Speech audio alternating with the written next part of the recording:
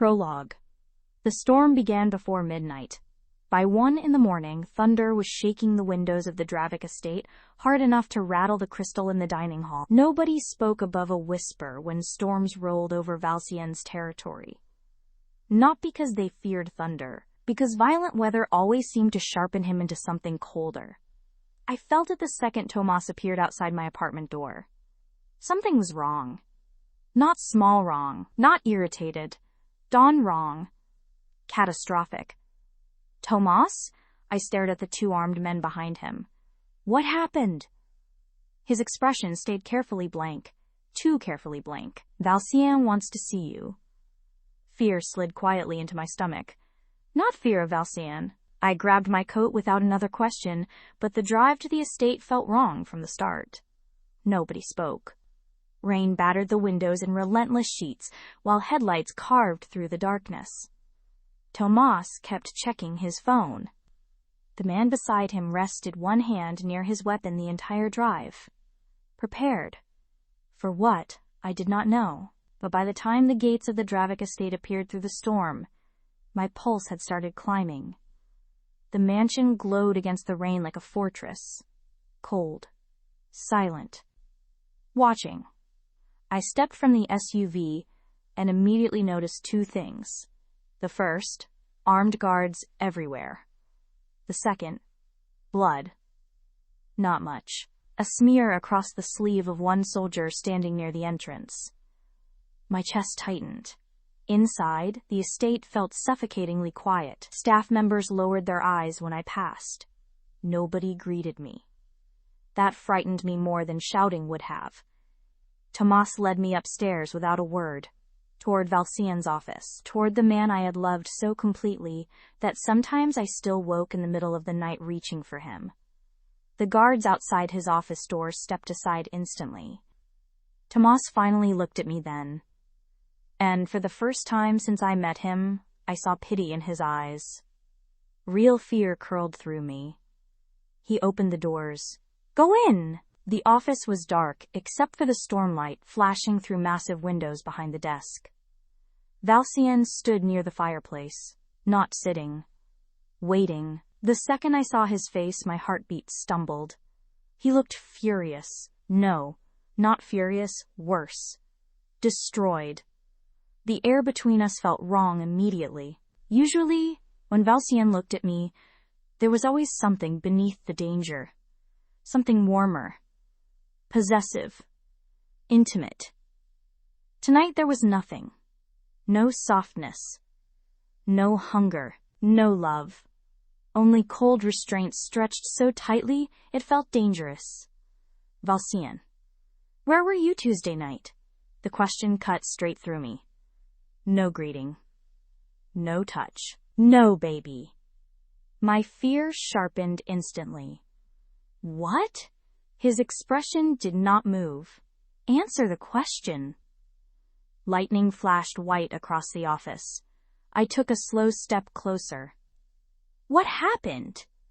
He reached for a folder on the desk and threw several photographs across the black marble surface toward me. My stomach dropped. Photos of me leaving a restaurant. Downtown. Timestamps. Transaction records. Security stills. Burner phone logs. My hands turned cold. No. Routes were leaked, Valcien said quietly. Warehouse locations. Security rotations. Shipment schedules. Every breath in my lungs stopped. Someone had set me up. And suddenly, horribly, I understood exactly what this was. Mateo. My younger brother's bruised face flashed through my mind instantly. The men holding him down, the knife against his throat, the whispered promise, stay silent, or he dies. Panic surged so violently through me, I almost staggered. Valcien saw it. His jaw tightened. Now you're afraid? No. The word came too quickly. Valcien, listen to me. Tell me I'm wrong. His voice never rose. That made it worse. The quiet in him was terrifying tonight. I stared at the evidence scattered across the desk while my mind spiraled. They had planned this carefully. Every transfer. Every photograph. Every movement. I thought they only wanted information. I had been wrong. They wanted me destroyed. Tell me you didn't betray me. The pain in his voice nearly broke me. He looked at me like he was standing on the edge of something unbearable. I opened my mouth. Nothing came out. Because if I told him the truth, Matteo would die. I could still hear my brother screaming. Valcien moved slowly around the desk. Every inch of him controlled in that terrifying way that meant violence was closest. I trusted you.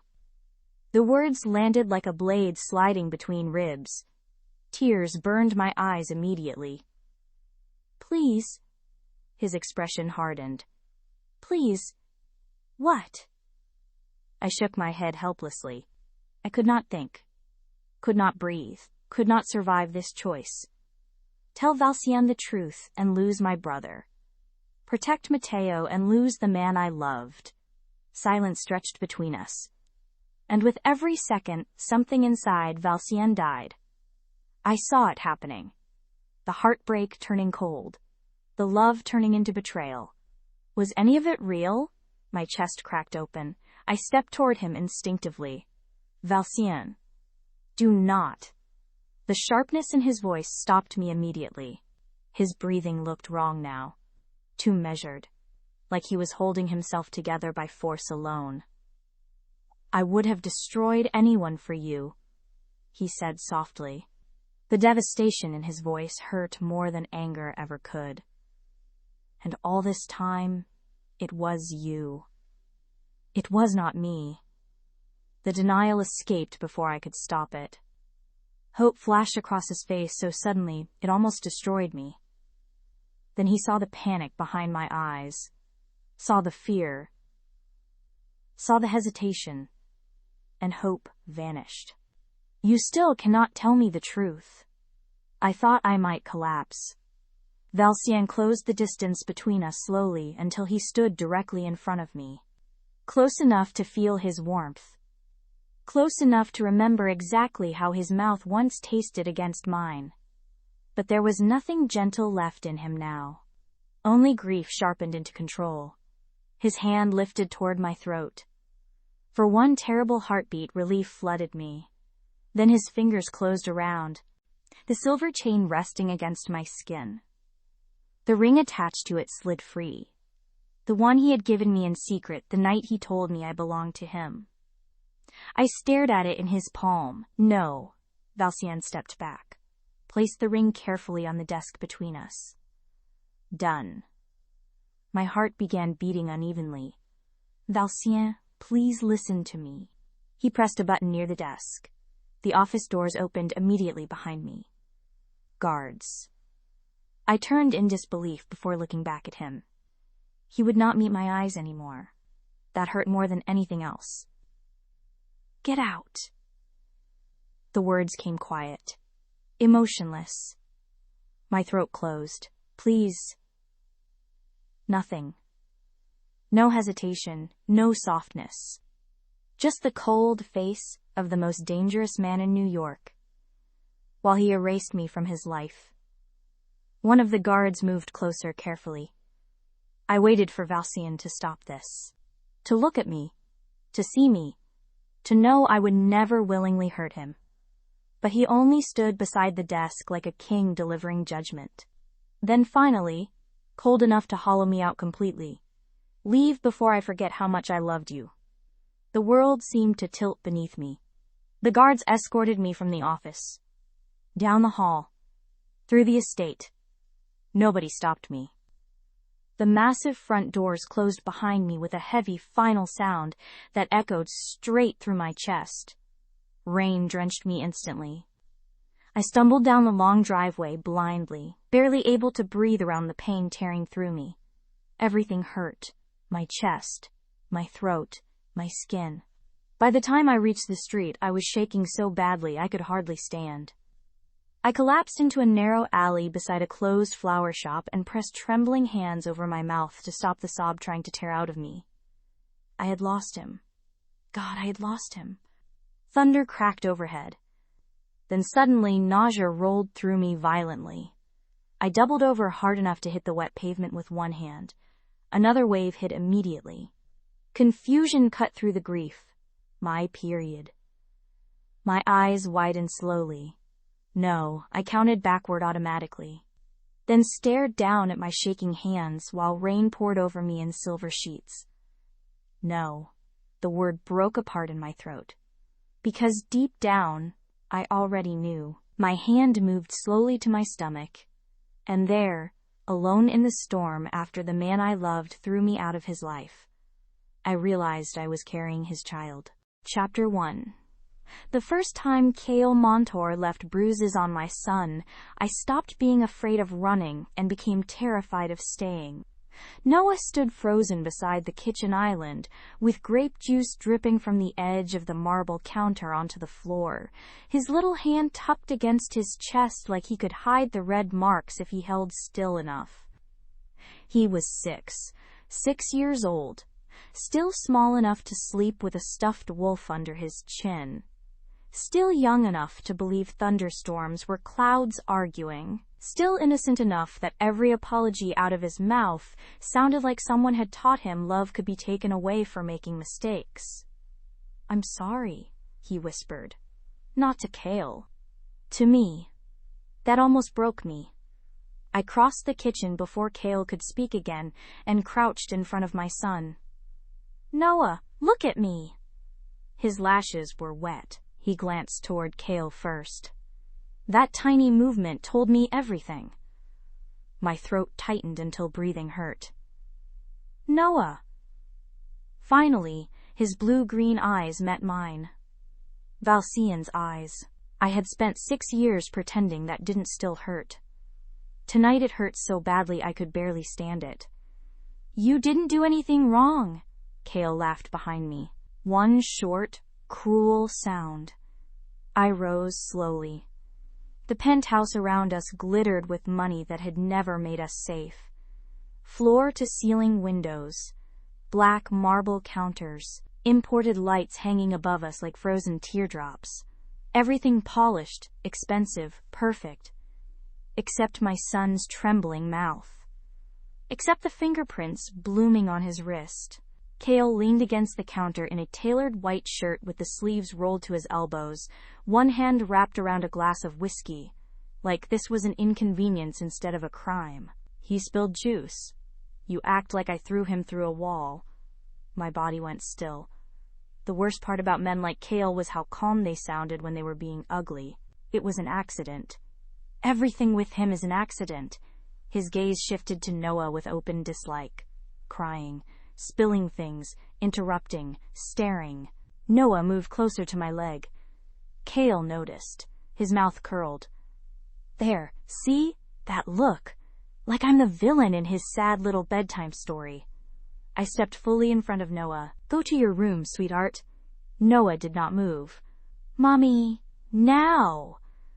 I hated the firmness in my voice. Hated that he obeyed instantly because he knew the shape of danger before he knew how to name it. He picked up his stuffed wolf from the chair, hugged it to his chest, and hurried down the hall. I waited until his bedroom door clicked shut. Then I turned back to Kale. "You grabbed him hard enough to bruise." Kale's expression flattened. "You should be more concerned with teaching him not to behave like a nervous little burden." The words landed like a slap. For months I had told myself I could manage this. That Kale was not always cruel. That he was stressed. That the life I built after Valcien had fallen apart once already, and I could not afford another collapse. I told myself a lot of things women tell themselves when they are tired, trapped, and trying to survive. But Noah's wrist had told me the truth. Kale did not love my son. He resented him.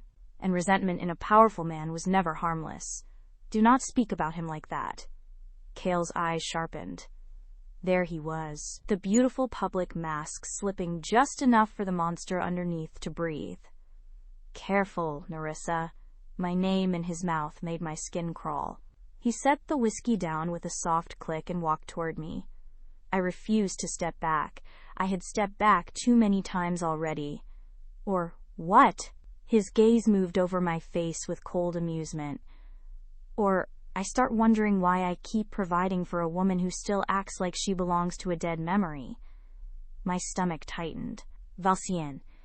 He did not say the name, he rarely did. But I felt it in the room anyway, like a ghost standing between us with blood on his hands and my heart in his fist. Cale stopped close enough that I could smell whiskey on his breath. "You think I do not see it?" he murmured. "Every time that boy looks at you, you remember him." "Leave Noah out of this. He is the reason this never worked." The room tilted slightly. "What?" Cale's eyes went colder. "You heard me. Something inside me went quiet. Dangerously quiet. For 6 years, Noah had been the only clean thing left from a love that destroyed me. The only reason I kept moving when grief wanted to bury me. The only reason I learned how to smile in grocery stores and lie to landlords and stretch money and swallow fear. Noah was not the problem. He was the reason I survived." Cale stepped closer, his hand lifted toward my face. I caught his wrist before he touched me. The shock in his expression would have been satisfying if I were not so afraid. "Do not." For a second, neither of us moved. Then his eyes narrowed. "You forget who gave you a life after him." "No." My voice shook, but I did not lower it. "I remember exactly who gave me a life. Noah. Not Cale. Never Cale." A small sound came from the hallway. I turned. Noah stood there in his dinosaur pajamas, clutching the stuffed wolf so tightly his knuckles were pale. His eyes moved from Cale's wrist in my hand to my face. "Mommy?" That was the moment my excuses died. Not dramatically, not loudly. They simply stopped existing. I let Cale go and crossed to Noah, lowering myself in front of him again.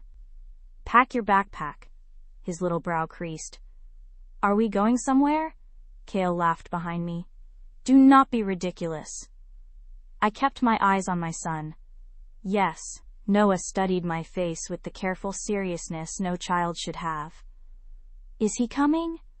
The question hollowed me out. "No. Just us."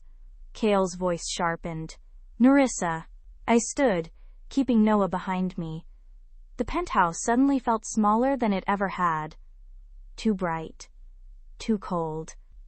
Too full of everything I had accepted because I thought fear was still better than crawling back to the man who had once thrown me into the rain while I carried his child. Cale took one step toward us. "You walk out that door, do not come back." My heart pounded. Good. Noah's fingers slipped into mine, small, warm, trusting. I looked down at him and knew there was only one place left to go. One man powerful enough to make Cale afraid. One man dangerous enough to protect my son. One man I had sworn I would rather die than beg. Thunder cracked over the city. Noah squeezed my hand. "Mommy," he whispered, "where are we going?" I stared at the storm beyond the windows, my chest aching around a name I had not spoken in years. Then I whispered the truth. To the man I should have run from, forever. Noah fell asleep 20 minutes after we left the penthouse. Children were terrifyingly trusting like that. 1 minute, his whole world was breaking apart. The next, he was curled against the car door, with his stuffed wolf under his chin, breathing softly while rain battered the windshield hard enough to sound like gunfire. I tightened both hands around the steering wheel. My pulse hadn't slowed once since we left. Every red light felt dangerous. Every pair of headlights behind me felt like Cale finding us. I kept checking the rearview mirror anyway. Paranoia had become muscle memory years ago. The city blurred around us in streaks of white and gold beneath the storm. Expensive towers gave way to darker streets. Familiar streets. Too familiar. My stomach twisted harder the closer I got. I hadn't driven this direction in 6 years. Not since the night Valcien Dravik destroyed my life with 4 cold words. "Get out of my city." The memory hit so violently I nearly missed the turn. I could still see him standing behind that massive black desk. Still hear the disappointment in his voice. Still feel the way my chest cracked open when he looked at me like I was something rotten. I swallowed hard. Beside me, Noah stirred slightly in his sleep. Focus. This wasn't about me anymore. That realization was the only thing keeping my hands steady enough to drive. The closer we got to the Dravik territory, the more obvious the shift became. Black SUVs. Street patrols. Men watching intersections beneath umbrellas and long coats. Power. You didn't survive in Valcien's world by pretending danger didn't exist. You survived by making sure everyone saw it clearly. Even after all these years, the city still bent around him. A lump formed painfully in my throat. He'd moved on. Men like Valcien didn't sit around mourning women they thought betrayed them. He probably had another woman in his bed already. Another polished socialite wrapped around his arm at charity galas. Another beautiful liar. The thought shouldn't have hurt anymore. It did anyway. Rain exploded harder across the windshield as the estate gates finally appeared ahead through the storm. Massive black iron. Armed guards. Floodlights cutting through the darkness. My breath caught instantly. No, no, no, no. I slowed the car too abruptly. My chest tightened so hard it physically hurt. I couldn't do this. I couldn't stand in front of him again. Not after the way he looked at me that night. Not after 6 years of silence. Not after hiding his son. Panic climbed my throat viciously. I should turn around. I should find a motel. Call somebody else. Disappear again. Then Noah made a small sound in his sleep. I looked over. Tiny fingers wrapped around that stuffed wolf. A faint bruise still shadowed his wrist beneath his pajama sleeve. And just like that, the panic burned into something colder. A mother's desperation was a terrifying thing. I drove forward. The guards reacted instantly. Flashlights lifted. Weapons shifted. One of the men stepped closer toward the driver's side window, then froze. Recognition hit his face so fast it almost looked painful. Nerissa! My throat tightened. He was older now. Scar across his jaw I didn't remember. But I knew him. Tomas. One of Valcien's most loyal soldiers. His eyes flicked toward Noah sleeping in the passenger seat before snapping back to me. Shock. Pure shock. I need to see him, I whispered. Tomas hesitated only 2 seconds before signaling the gates open. That scared me more than if he'd refused. The estate beyond the gates looked exactly the same. Long black driveway. Towering stone mansion. White lights glowing through enormous windows. Like time had frozen here while my entire life burned down somewhere else. I parked near the entrance, but my hands stayed locked around the wheel. Move, I couldn't. Rain hammered the roof violently. Noah stirred beside me again. Mommy? My voice almost broke. We're here, baby. He blinked sleepily toward the mansion. Whose house is that? The dangerous man's? That was what I'd called Valcien earlier. But sitting here now, staring at the place where he once loved me hard enough to ruin me, that word didn't feel big enough.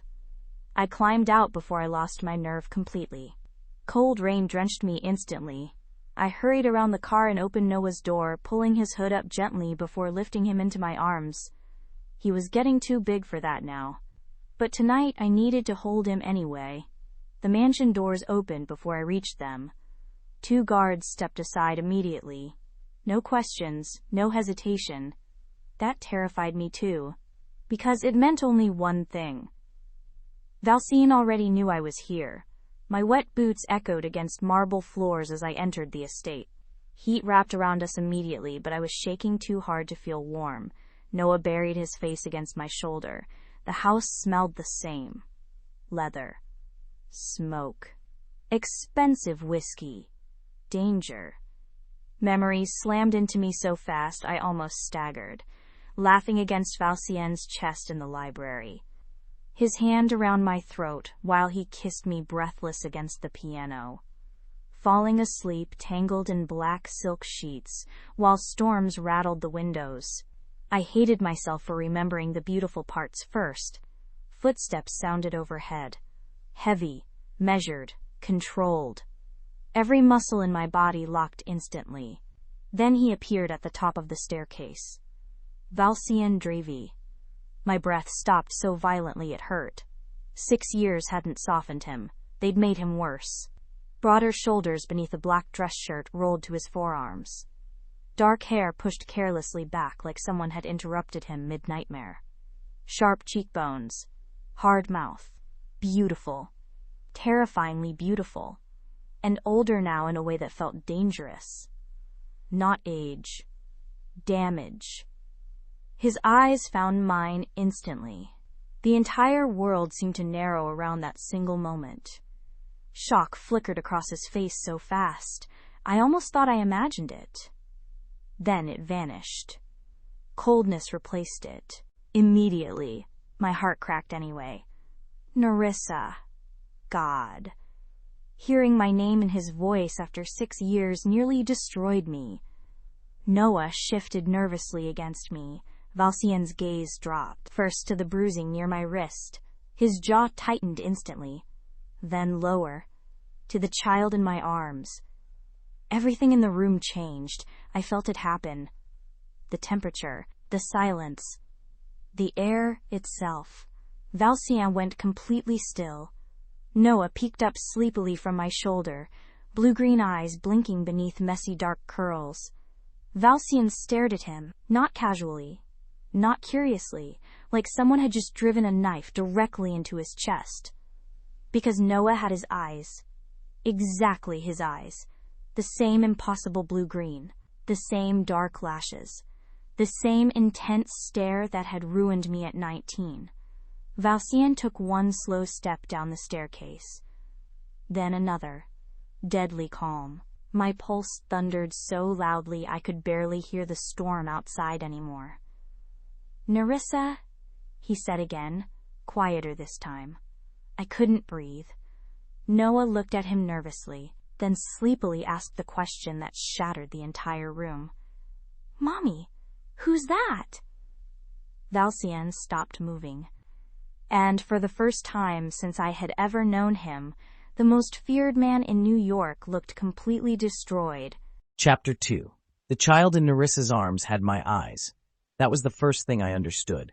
Not her return, not the bruises on her wrist, not the storm dragging the past through my front door like a body wrapped in rain. The child. Dark curls damp from the weather. Small hand curled in the collar of Nerissa's coat. Sleep-heavy face tucked close to her neck as if she were the only safe thing left in the world. And my eyes staring back at me. For one impossible moment, I forgot how to move. I had built an empire on control. Men twice my age lowered their voices when I entered a room. Judges answered my calls. Politicians smiled when they wanted to tremble. Enemies did not survive long enough to repeat my mistakes. But nothing in my life had prepared me for Nerissa Avelune standing in my foyer with a child who looked like he had been carved from my blood. "Mommy," the boy whispered, "who is that?" The question struck the marble room with more force than a bullet. Nerissa's face went pale. She held him tighter. That told me enough to become dangerous. My gaze moved from the child to her. "How old is he?" Her throat worked. "Nerissa." She flinched at my voice. I saw it. That tiny movement sent something cold through me. She had not feared me once. Not even when I was feared by everyone else. She used to stand in my office barefoot, stealing fruit from my desk while soldiers waited outside the door and blood dried on my cuffs. Now she held a child between us like a shield. "He's 6, she said. 6. The number did not land softly. It entered me like a blade and twisted. 6 years. Birthdays. First words, first steps. Fevered nights, small hands, questions, laughter, fear, all gone, all lived without me. The boy blinked at me, his cheek still pressed to her shoulder. His lashes were dark, his mouth was tense, too tense for a child just waking from sleep. My attention dropped to Nerissa's wrist. There were marks there, faint but visible beneath the damp sleeve of her coat. My jaw tightened. "Who touched you?" Her eyes flashed. Not fear this time. Defiance. "It doesn't matter." The answer was wrong. Everything about this was wrong. I descended another step slowly, because every instinct in me had sharpened at once.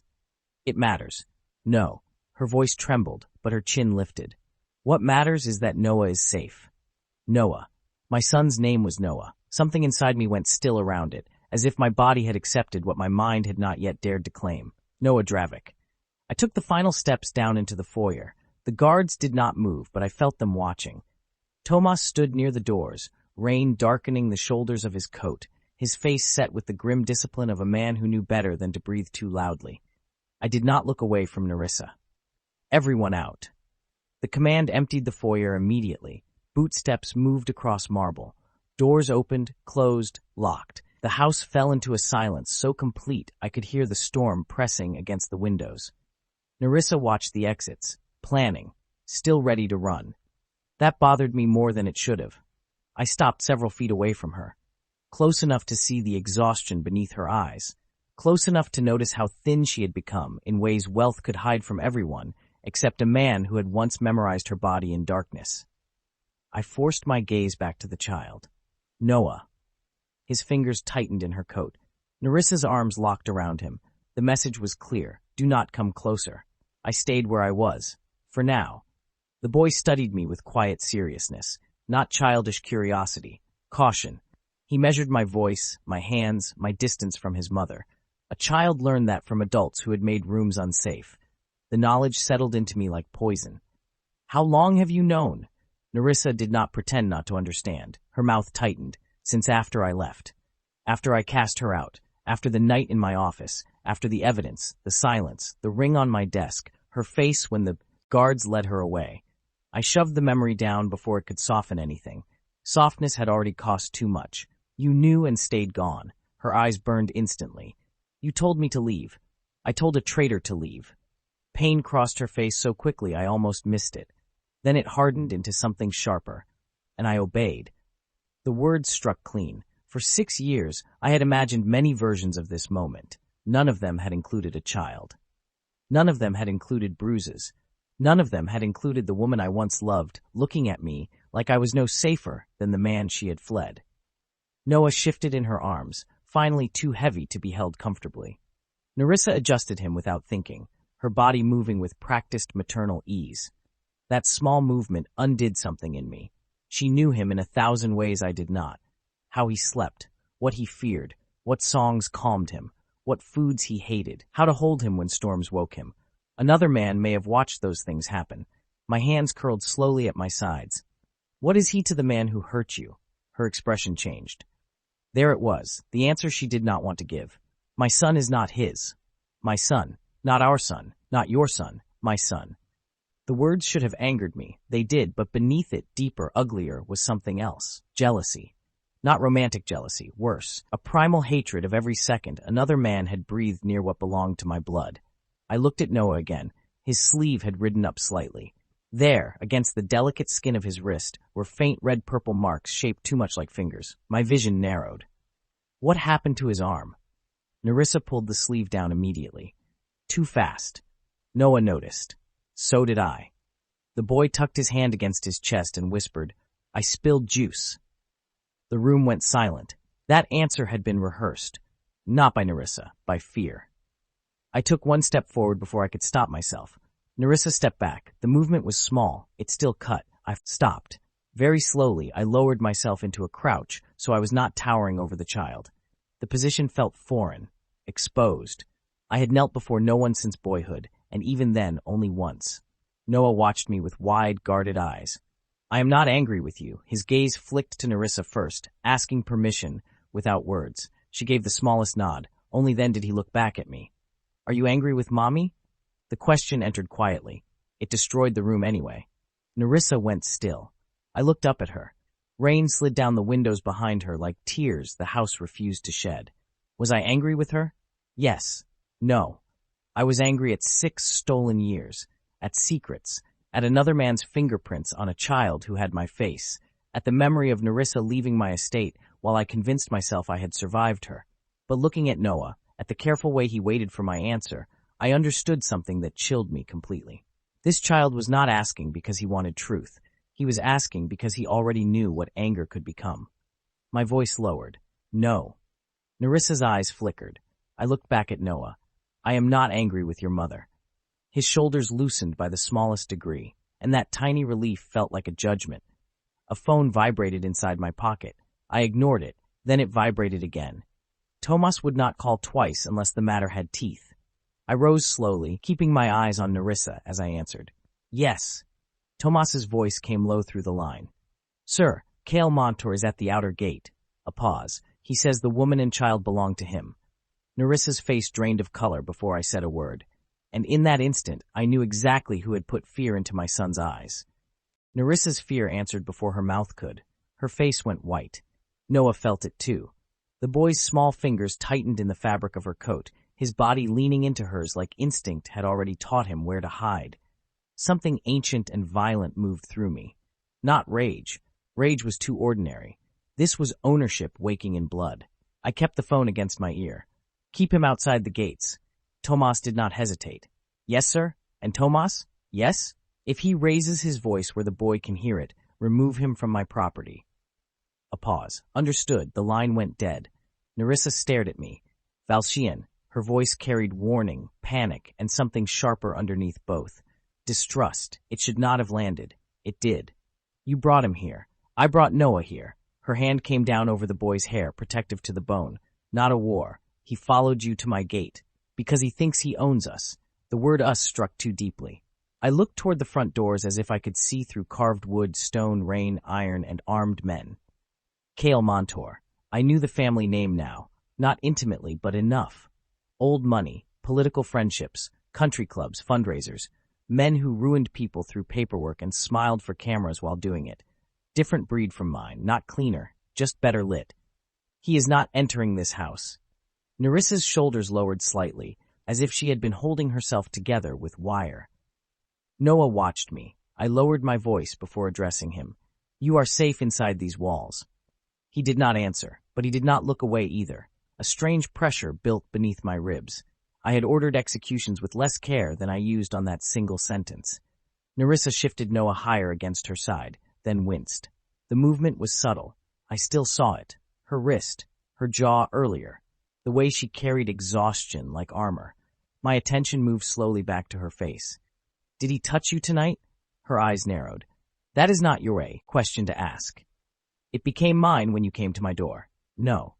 She stepped closer, and there she was, the woman I remembered beneath the fear. Fierce, proud, bleeding but refusing to bow. It became your concern because Noah is here. Do not confuse that with having rights over me. The words struck clean. A dozen answers rose in me. Possessive ones, cruel ones, old ones. You were mine before you ever learned how to survive without me. I swallowed every one of them. Noah was listening, and I was beginning to understand that children did not only learn from what men did with their hands, they learned from what men did with their voices. I turned toward the side corridor. Marta. The housekeeper appeared almost immediately, as if she had been waiting close enough to help, but far enough not to intrude. Her eyes moved to Nerissa with barely hidden emotion. Years ago, Marta had adored her. Most people in this house had. Prepare the East family suite, warm clothes for both of them, food, a doctor on standby, but no one touches the boy unless his mother permits it. Nerissa blinked. The surprise in her face did something I did not want to name. Marta nodded. Of course. And tea for her. Nerissa's mouth tightened. I do not need. You always drank tea when you were upset. The silence that followed was immediate, too intimate, too revealing. Nerissa looked at me as if I had reached across 6 years and touched a bruise she had hidden under skin. For one moment, the foyer changed. Not marble and storm and armed loyalty. Memory. Her barefoot in my kitchen at 2 a.m, wrapped in one of my shirts, refusing to admit she was cold. Her laughing when I oversteeped her tea because I had never made it for anyone before. Her mouth soft from kissing. Her ring tucked beneath her blouse where no enemy could see it. Then her expression closed. Do not do that. My voice dropped. Do what? Remember me like you did not destroy me. The words entered quietly. They left damage behind. Noah looked up at her. Mommy? She immediately softened for him. I'm okay, baby. Lie. Another one. This house had filled with them the moment she crossed the threshold. I stepped back, giving her space because she needed it, and because forcing closeness now would make me exactly what she feared. Take him upstairs. Marta will stay with you. Nerissa's eyes sharpened. Where are you going? To speak with the man at my gate. No. The answer came fast enough to confirm everything. Cale had made her afraid of aftermath. I looked at Noah again before answering. He will not come near you. That is not what I am afraid of. Then what? But her face gave me the answer before she could. She was afraid of what I would do, of what I had always been capable of doing, of whether bringing Noah here had exchanged one danger for another. That should have angered me. Instead, it settled heavily. Nerissa, keeping my voice level, I will not make a scene in front of your son. Her lips parted slightly. Your son, not mine, not yet. The restraint cost me more than it should have. Something shifted in her eyes. Not trust. Nothing that generous, but the smallest pause before refusal. Marta stepped forward gently. Miss Avelune, the suite is warm. Let me take you and the boy upstairs. Noah did not move until Nerissa moved. Then he followed, still clutching her hand, looking over his shoulder at me once as they crossed the foyer. That look stayed with me. Not fear alone. Question, who are you? I had no answer that would not wound him. When they disappeared upstairs, the house changed temperature. I turned toward the front doors. Tomas entered before I reached them, rain on his coat, face unreadable. He is demanding to see her. Of course he is. He has 2 men with him. No weapons visible. Visible means nothing. Tomas inclined his head. I walked with him through the entrance hall toward the security wing instead of the front steps. A smarter man did not meet an enemy where the enemy wanted to be seen. He watched first. The monitors showed Cale Montour at the outer gate beneath the storm. Tall, blonde, polished, expensive coat. Hands tucked casually in his pockets as if he were arriving late to dinner instead of standing outside my estate after midnight claiming a woman and child who had fled him. His smile was wrong. Too controlled. I had seen that kind of calm before in men who needed an audience to hide rot. One of his men held an umbrella over him. That detail irritated me more than it should have. He called them his. Tomas's jaw moved once. He said Miss Avelune is unstable and took the boy without permission. A quietness passed through the security room.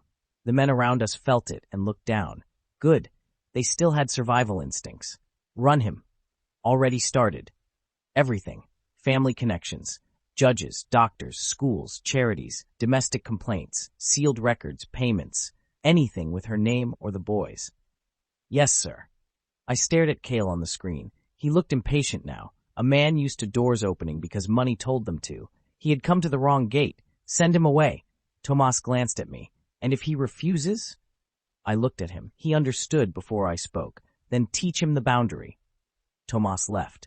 I remained in the security room, watching the screen as my soldiers approached Cale beneath the floodlights. No theatrics, no shouting, just the clean, silent pressure of men who belonged to something older than law. Cale's expression changed for the first time. There. Fear. Small, but real. It should have satisfied me. It did not, because fear had lived in my son's eyes before it ever reached Cale's.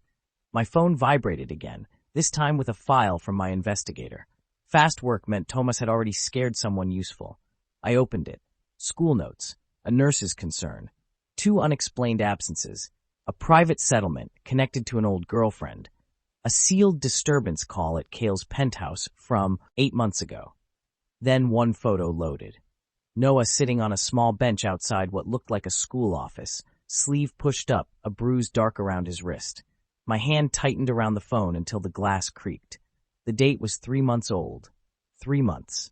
Nerissa may not have known, or she may have known and been too trapped to run.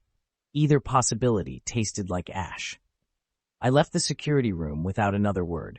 By the time I reached the family wing, the estate had quieted. Staff moved carefully. Doors closed softly. The storm kept pressing against the roof, but upstairs the lights were warmer. I stopped outside the east suite. The door stood slightly open. Inside, Noah lay asleep beneath a navy blanket, washed, dry, still holding that old stuffed wolf. Nerissa sat beside him, one hand resting lightly on his back, as if she feared he might vanish if she stopped touching him. She looked up when she sensed me. Neither of us spoke. I stepped into the room slowly and held out the phone. Her eyes dropped to the screen. The color drained from her face. Not shock. Horror. Then guilt. That told me enough. Her whisper barely reached me. I did not see that one. That one. The words moved through me like a blade. So there were others. I lowered the phone. Across the bed, Noah stirred in his sleep and murmured, "Mommy, don't let him be mad." The room broke open in silence. Nerissa closed her eyes. I looked at the sleeping boy with my face, my blood, and another man's fear buried inside him. For the first time in years, I felt something colder than revenge. Responsibility. I turned back to Nerissa. You will both stay here tonight, and tomorrow I find out every single thing that man did to my son. Chapter 3. I learned by morning that Valcien Dravik did not protect people gently. He protected like a siege. By sunrise, the estate had changed around us. Guards stood at every hallway junction. Security lights swept the gardens through the thinning rain. Men in dark suits spoke quietly into earpieces outside the family wing, lowering their voices whenever Noah's door opened. No one rushed. No one shouted. That somehow made it worse. Power moved quietly in Valcien's house. It always had. I stood near the window of the East family suite with one arm wrapped around myself, watching 2 black SUVs roll through the front gates. Another 3 waited beyond them near the curve of the driveway, engines running, windows tinted dark enough to hide whatever threat sat behind the glass. Noah was still asleep. For the first time in weeks, maybe months, his little body had relaxed completely into the bed.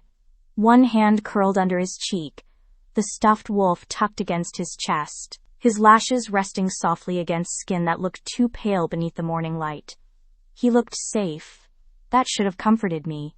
Instead, it scared me, because safety in this house had never been free. A soft knock came at the door. My spine went rigid before I could stop it. Marta stepped in carrying a tray, her silver-streaked hair pinned neatly at the back of her head, her expression too kind for the damage in the room. "Breakfast," she whispered. "For both of you?" I glanced at Noah. Still asleep.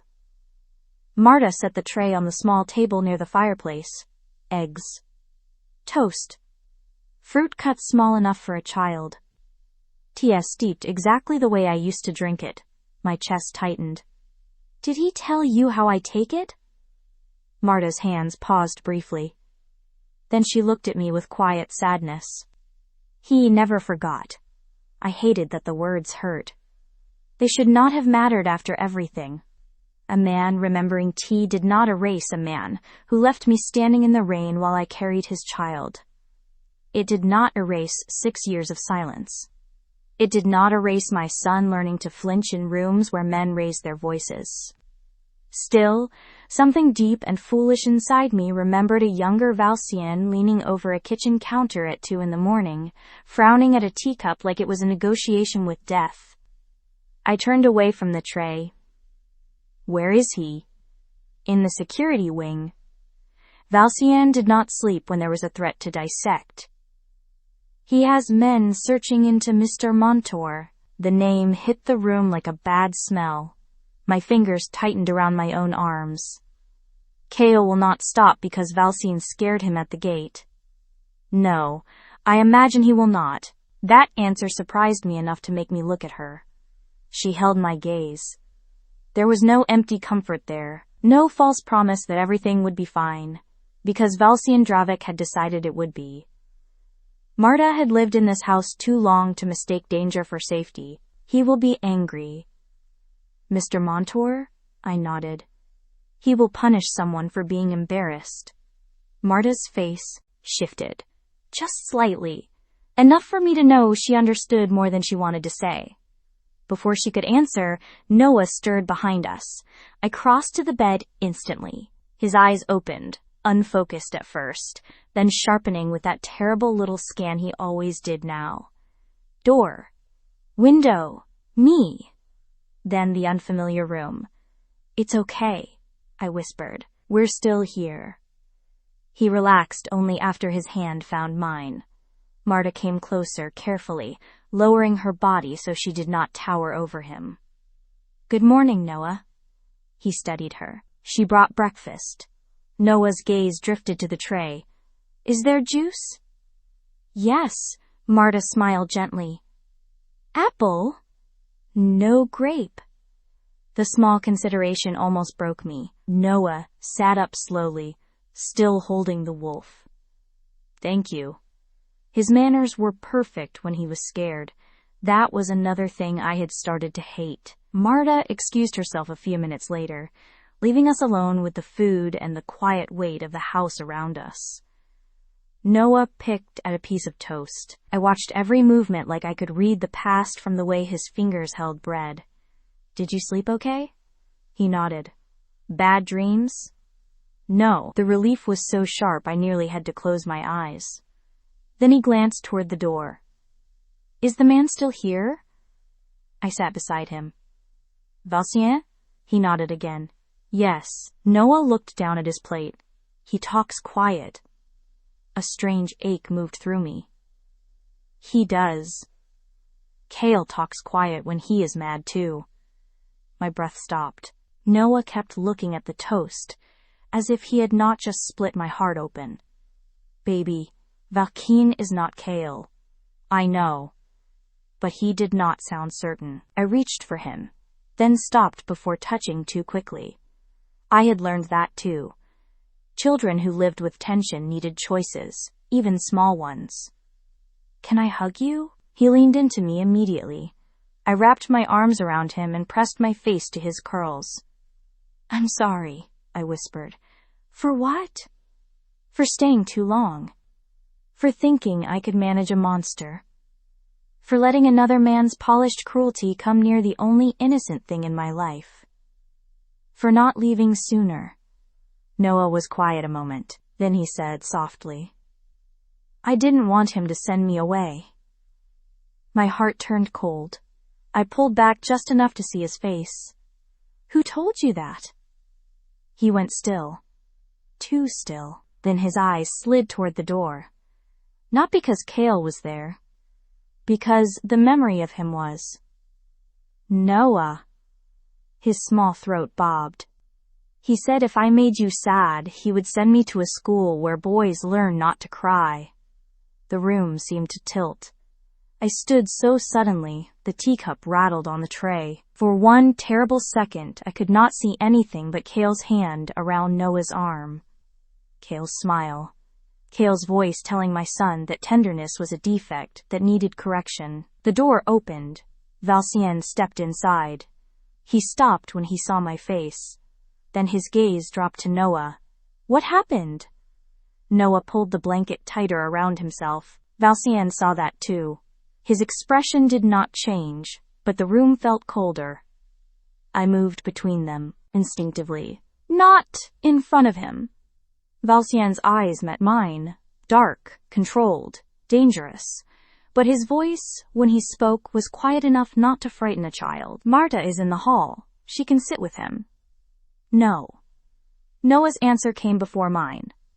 Both of us looked at him. His little face was pale but determined.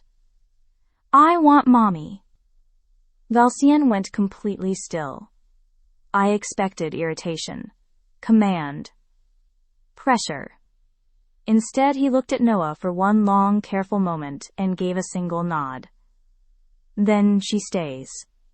The simplicity of it stole my breath. Noah blinked like he had expected an argument and did not know what to do when one did not come. Valcien turned his attention back to me.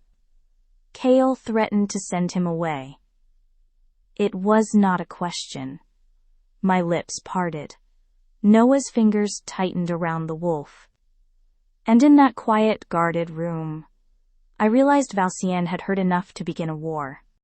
I saw it in Valcien's stillness before he said a single word. Not loud rage, not the kind of anger that burned through a room and left everyone coughing on smoke. Valcien's danger had always been quieter than that, cleaner, more terrifying. It gathered behind his eyes until the air itself seemed to understand that someone, somewhere, was about to pay. I stepped closer to Noah's bed. "Do not." Valcien's gaze shifted to me. "Do not what?" "You know exactly what." Noah looked between us, clutching the stuffed wolf against his chest. His little face was too pale, his eyes too alert. I softened my voice immediately. "Baby, can you eat a little more for me?" He looked at the tray, then back at Valcien. Valcien noticed. Nothing escaped him. Not fear, not silence, not the way Noah's fingers trembled when the room tightened. Valcien looked toward the door. Marta. She appeared almost instantly. That alone reminded me whose house this was. A man did not need to shout when the entire building listened for his breath. Marta will bring you something sweeter, Valcien said to Noah, his voice low. Pancakes. Or chocolate toast. Noah blinked. Chocolate toast? It exists if I say it exists. For one fragile second, my son almost smiled. Almost. The almost hurt worse than if he had not reacted at all. Marta stepped inside gently. Come help me choose, sweetheart. We can bring it right back to your mother. Noah hesitated. I crouched beside him. I'm not leaving this room. His eyes searched mine carefully. Promise? The word cut through me. I promise. He slid off the bed slowly, still holding the wolf, and followed Marta only after she waited for him instead of rushing him. Valcien watched every second of it. The moment the door clicked shut, I turned on him. You cannot look like that around him. His expression did not move. Like what? Like you are already planning where to bury Kale. The silence answered for him. My stomach tightened. Valcien. He threatened to send my son away. The words were controlled. Too controlled. You do not know what happened. I know enough. No. You know what Noah said in pieces, because he is 6 and scared, and still trying to protect me from the truth. Something moved across Valcien's face then, sharp, painful, instantly hidden. He should not know how to protect anyone. My throat tightened, because there was no defense against that. He was right. And I hated him for being right. I turned away, before he saw too much on my face. The suite was warm, beautiful, suffocating. A family room with no family in it. Soft lamps, heavy curtains, fresh clothes folded on a chair, a tray of food I could not swallow. Everything in this estate whispered of care and control in the same breath. It made me feel trapped in luxury.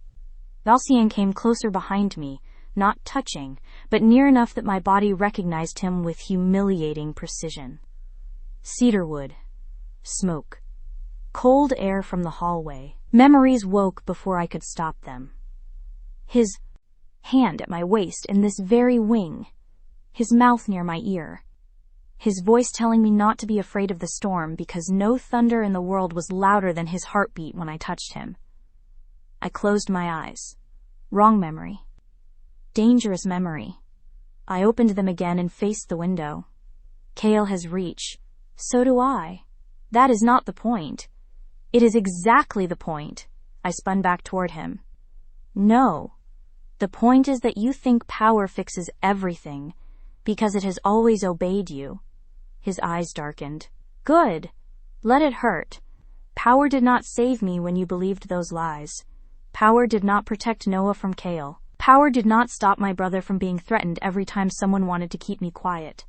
The words slipped out too fast. Valcien went completely still. I stopped breathing. Too much. I had said too much. His voice lowered. Your brother? I looked away. Nerissa. No. Who threatened Mateo? My heart began to pound. I hated that name in his mouth now. Hated how quickly it dragged me back to the night. I lost everything. Mateo's bruised face. The knife. The command to stay silent. Not yet. Not here. Not while Noah might return any second. I am not talking about that. You just did.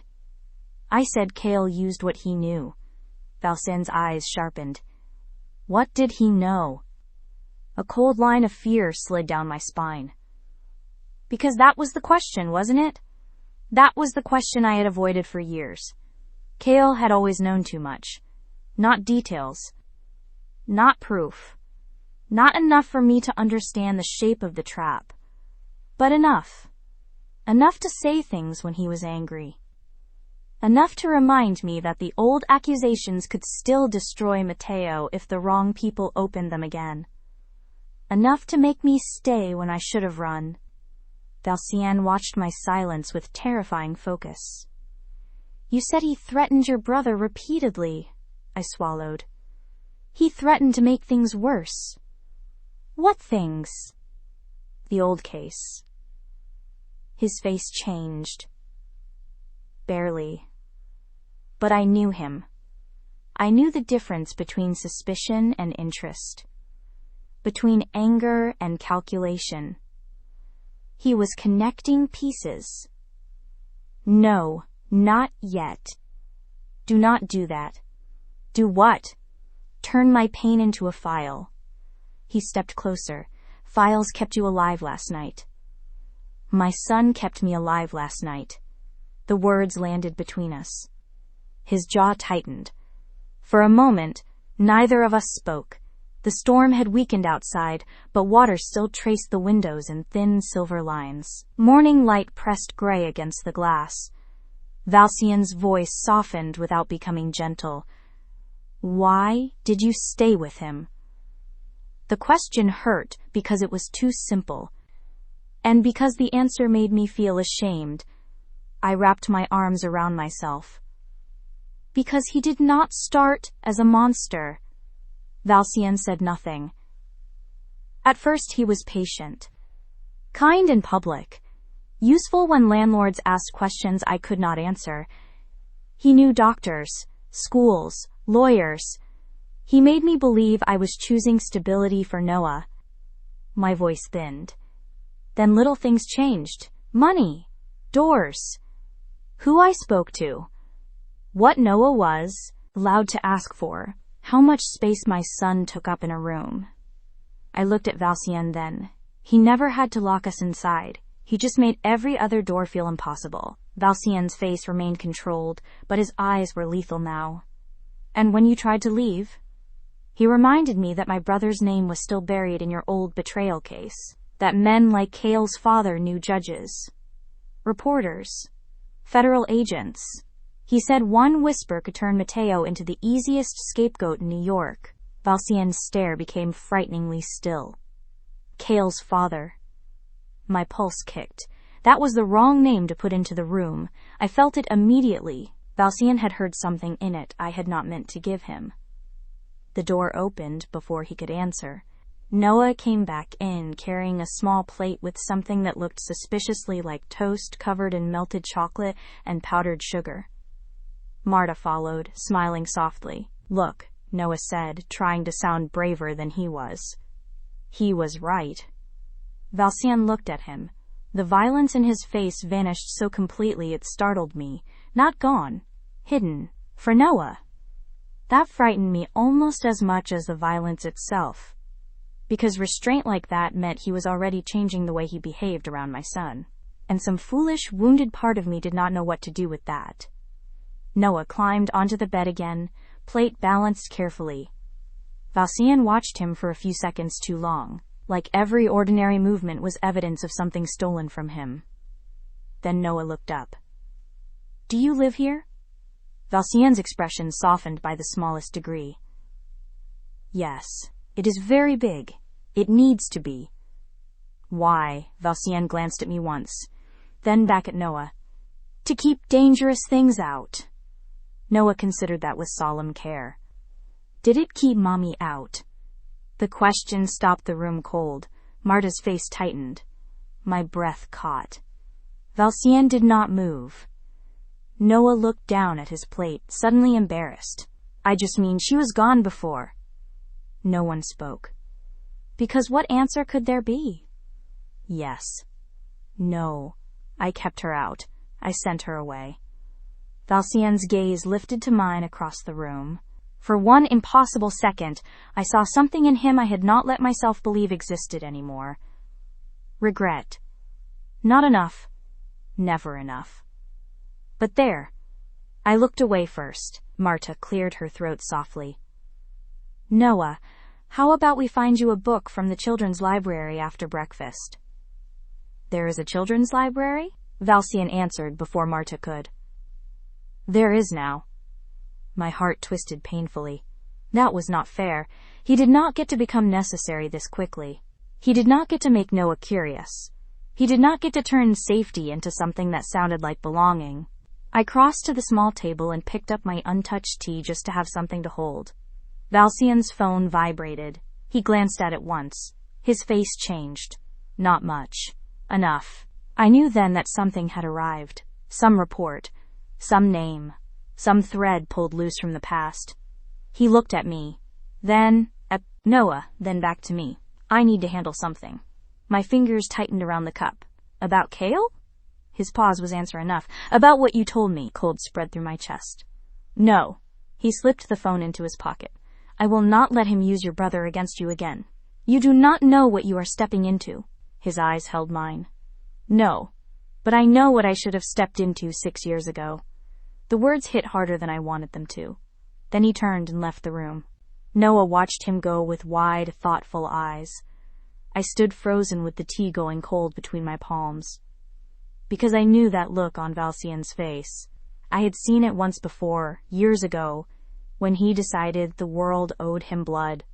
And now, because of one sentence I should not have said, Valcien Dravik was reopening the betrayal that had destroyed us. Chapter 4. My son beat me at chess because I let him, then insulted my strategy because apparently mercy did not run in my blood. I stared at the board between us. Noah sat across from me in the smaller chair Marta had dragged into the library, his socked feet swinging above the rug, his stuffed wolf tucked beside the captured pieces like a silent witness to my humiliation. His expression was serious, very serious, too serious for a 6-year-old who had just moved a knight like it had personally offended him. You lost your queen. I noticed. You should protect her better. The words struck with such quiet precision that for a moment I could not answer. Across the room, near the tall shelves, Nerissa went completely still. She had been pretending not to watch us for 20 minutes. I had been pretending not to notice. Noah leaned closer to the board. Mommy says if something is important, you do not leave it where people can take it. Nerissa's hand tightened around the spine of the book she was holding. A children's book, not for herself, for him. Everything she touched now had him at the center.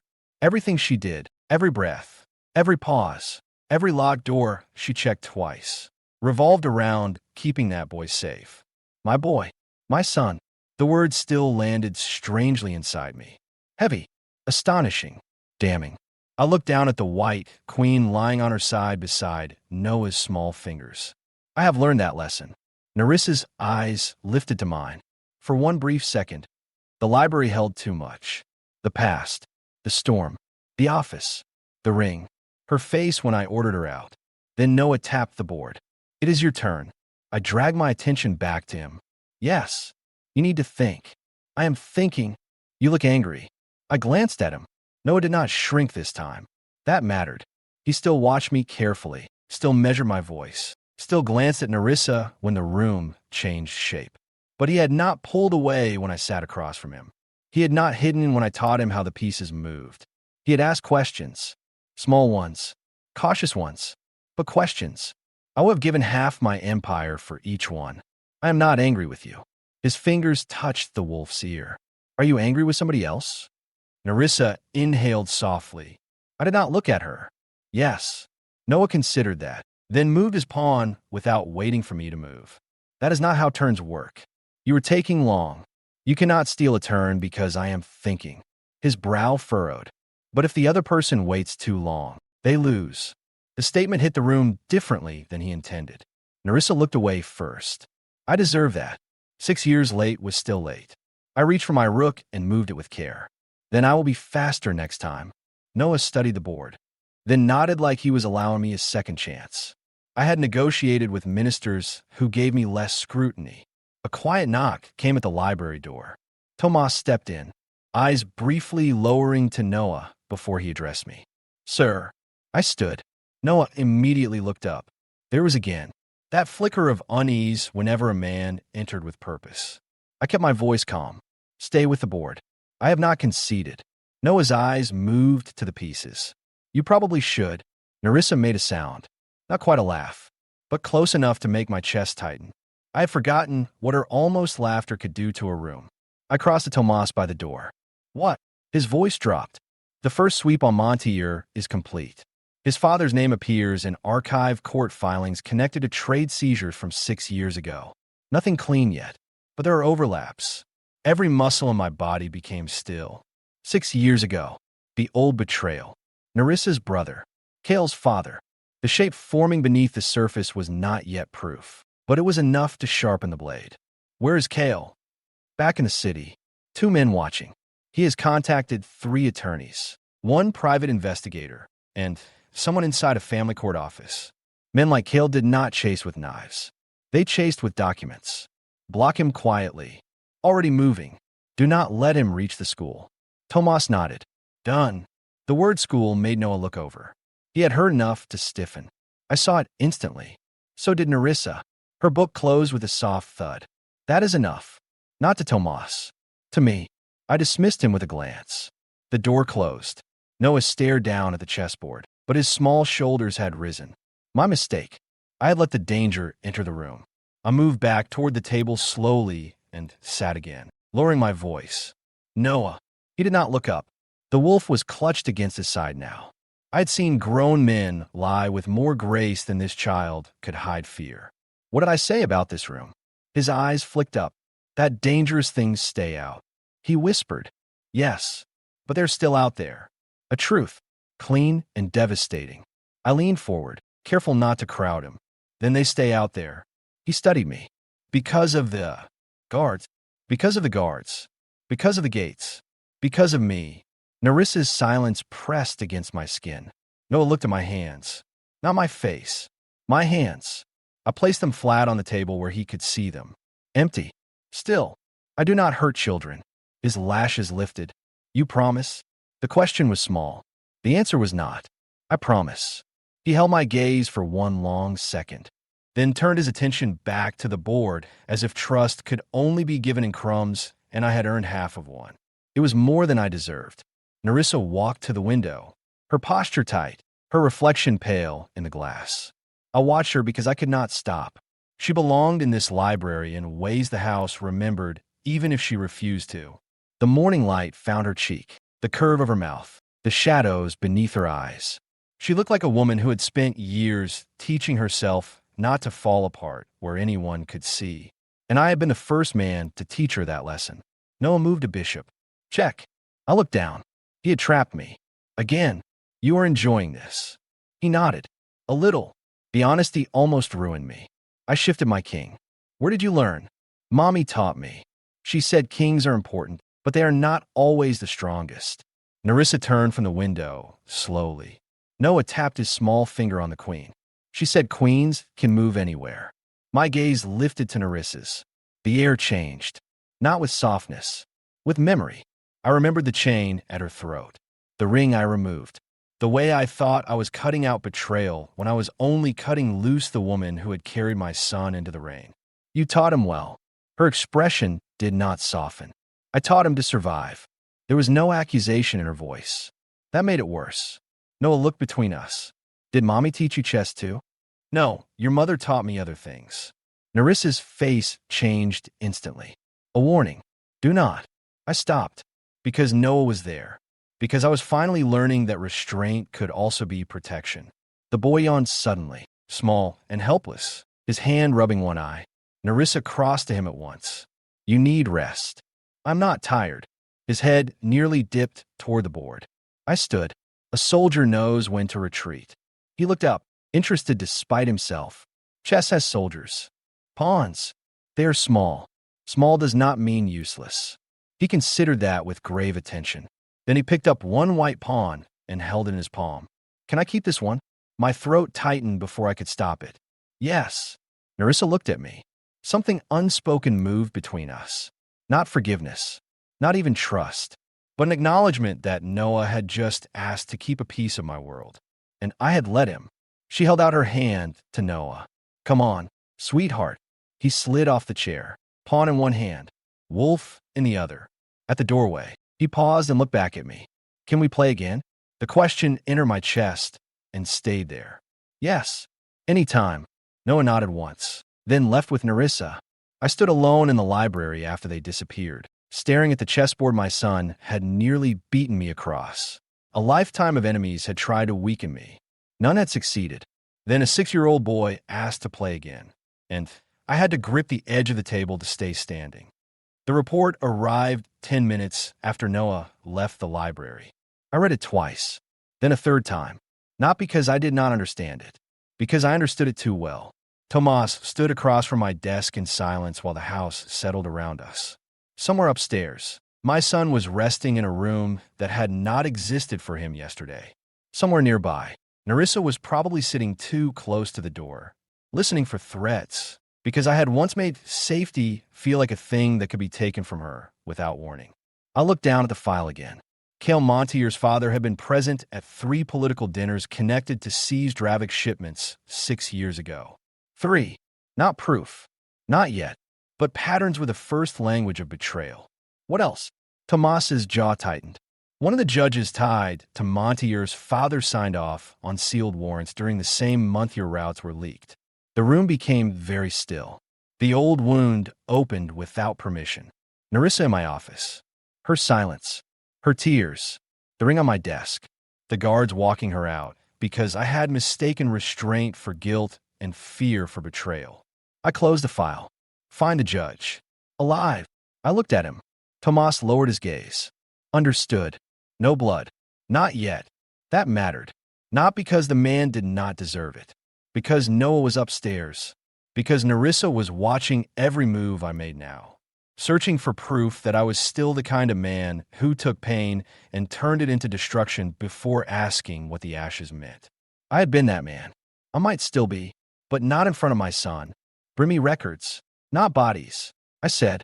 Tomas nodded once and left. For several minutes after the door closed, I remained behind my desk staring at nothing. 6 years. I allowed the number in this time. Not as anger, as inventory. 6 birthdays. 6 Christmas mornings. 6 winters. 6 sets of school papers I never signed. 6 years of small illnesses. Favorite foods. Scraped knees. Bedtime fears. 6 years of Nerissa doing alone. Because of me. A sound came from the hallway. Small. Barely there. I looked up.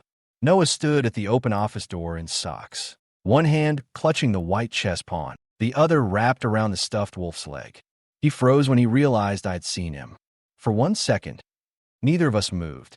Then I pushed the file aside. What are you doing awake? He looked down at the pawn. I was not sleeping. Clearly. Does your mother know you are here? His face changed. That answered me. Noah. I didn't leave far. He looked behind him quickly. Marta said Mommy was taking a shower and I could sit in the hallway. But then I saw your door. The explanation came too fast. A child used to defending simple actions. I kept my voice even. You are not in trouble. His shoulders loosened slightly. I gestured toward the chair in front of my desk. Come in. He hesitated, then stepped inside. The office had swallowed grown men whole. Black shelves. Low light. Heavy desk. City view under gray afternoon skies. Weapons hidden where no guest would see them. Old power in every corner. Noah looked around like the room had teeth. So I stood and moved from behind the desk, choosing one of the smaller chairs by the fireplace instead. Less distance. Less throne. He noticed. Smart boy. Too smart. He climbed into the chair opposite mine with effort and placed the pawn on his knee. Is this where you work? Yes. Do you like working? No, that made him blink. Then why do you do it? An excellent question. Because if I do not, dangerous people make decisions. He considered that carefully. Mommy makes decisions. She makes important ones. His eyes lifted to mine. She decided to come here. The room tightened around my ribs. Yes. She was scared. I know. Noah rubbed his thumb over the pawn. Were you scared? No one had asked me that in years. Not sincerely. Men asked if I was concerned. Prepared. Angry. Willing. They did not ask if I was scared because men in my position were not allowed to be. I looked at my son and chose the truth. Yes. His brow wrinkled. Of what? You. The answer came so quickly it almost unmade me. Of touching the boy and being rejected. Of claiming him and frightening him. Of loving him too late.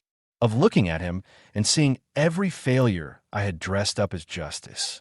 I said, of not knowing how to speak to you. Noah seemed surprised by that. You talk quiet. So, I have been told. Cale talked quiet when he wanted Mommy to say sorry. The name entered the office like smoke under a door. My hand stayed loose on my knees. Empty. Visible. Still. What did he want her to apologize for? Noah looked toward the window. I waited.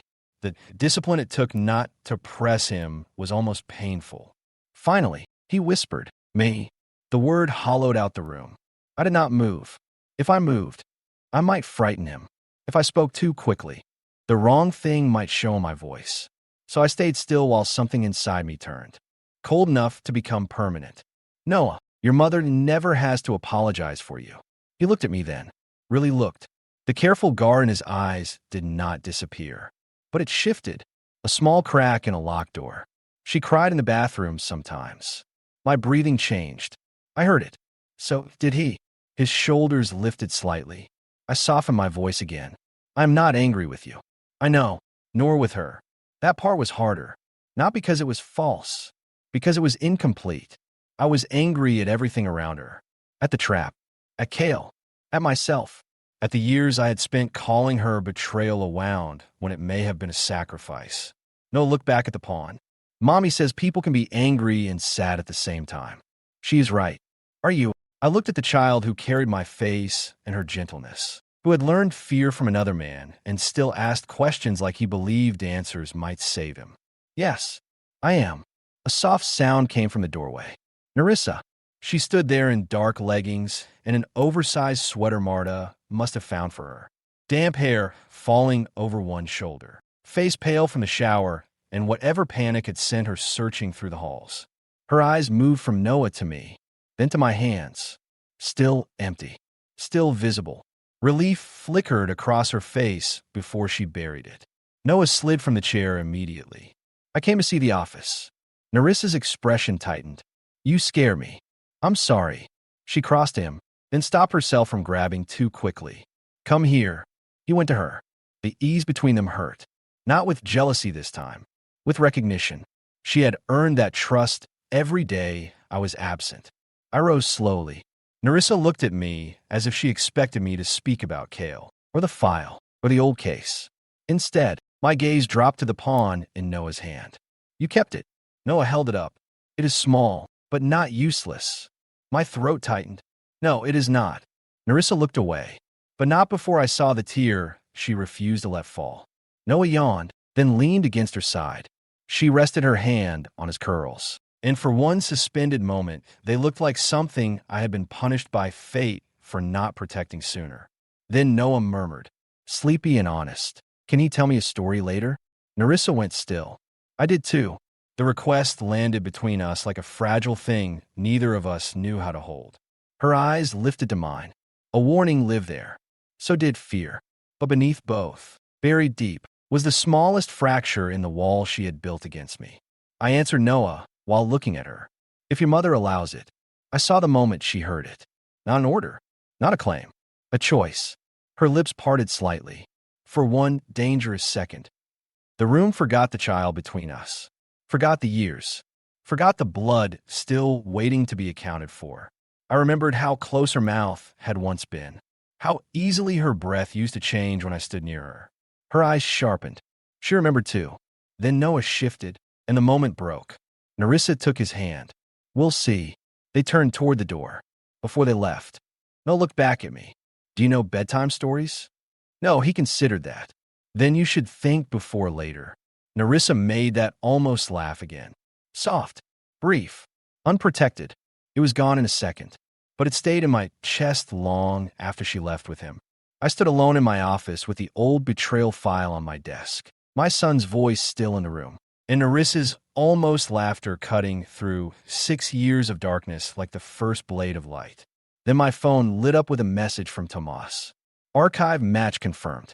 Montier's father had been tied to the original leak. I stared at the screen until the words blurred. The past had not come back to haunt us. It had followed Nerissa home. Chapter 5. Valcien found the truth before I was ready to survive it. I knew the moment he walked into the East family suite with the old betrayal file in his hand. Not because he looked angry. Anger would have been easier. He looked controlled in the way men looked when they were holding the edge of a blade and pretending it was not cutting through their palm. Noah was asleep in the next room after lunch, curled under a blanket with the white chess pawn tucked beside his stuffed wolf. Marta sat outside his door with a book she was not reading, because everyone in this house knew peace was temporary now. I stood near the fireplace, arms folded tightly across my chest. Valcien closed the suite door behind him. The sound was soft. Final. My heartbeat changed instantly. "What did you find?" His eyes held mine. "Enough to know the evidence against you was altered." The room tilted. For 6 years I had imagined those words, dreamed of them, feared them, hated them. I thought hearing them would feel like vindication. It did not. It felt like someone had pulled the floor out from under the grave I had buried myself in and found I was still alive inside it. I looked away first. The fire cracked quietly behind me. "Nerissa." "No," he stopped. "Good." I could not take his voice gentle. Not now. Gentleness would destroy me faster than cruelty. "You do not get to say my name like that after carrying proof in your hand." His fingers tightened around the folder. "I am not here to accuse you." A laugh left me. Small. Broken. Ugly. "That is new." The words hit him. I saw it in the way his jaw set, the way his shoulders went still, the way he accepted the blow without defending himself. That almost made it worse. The old Valcien would have cut back.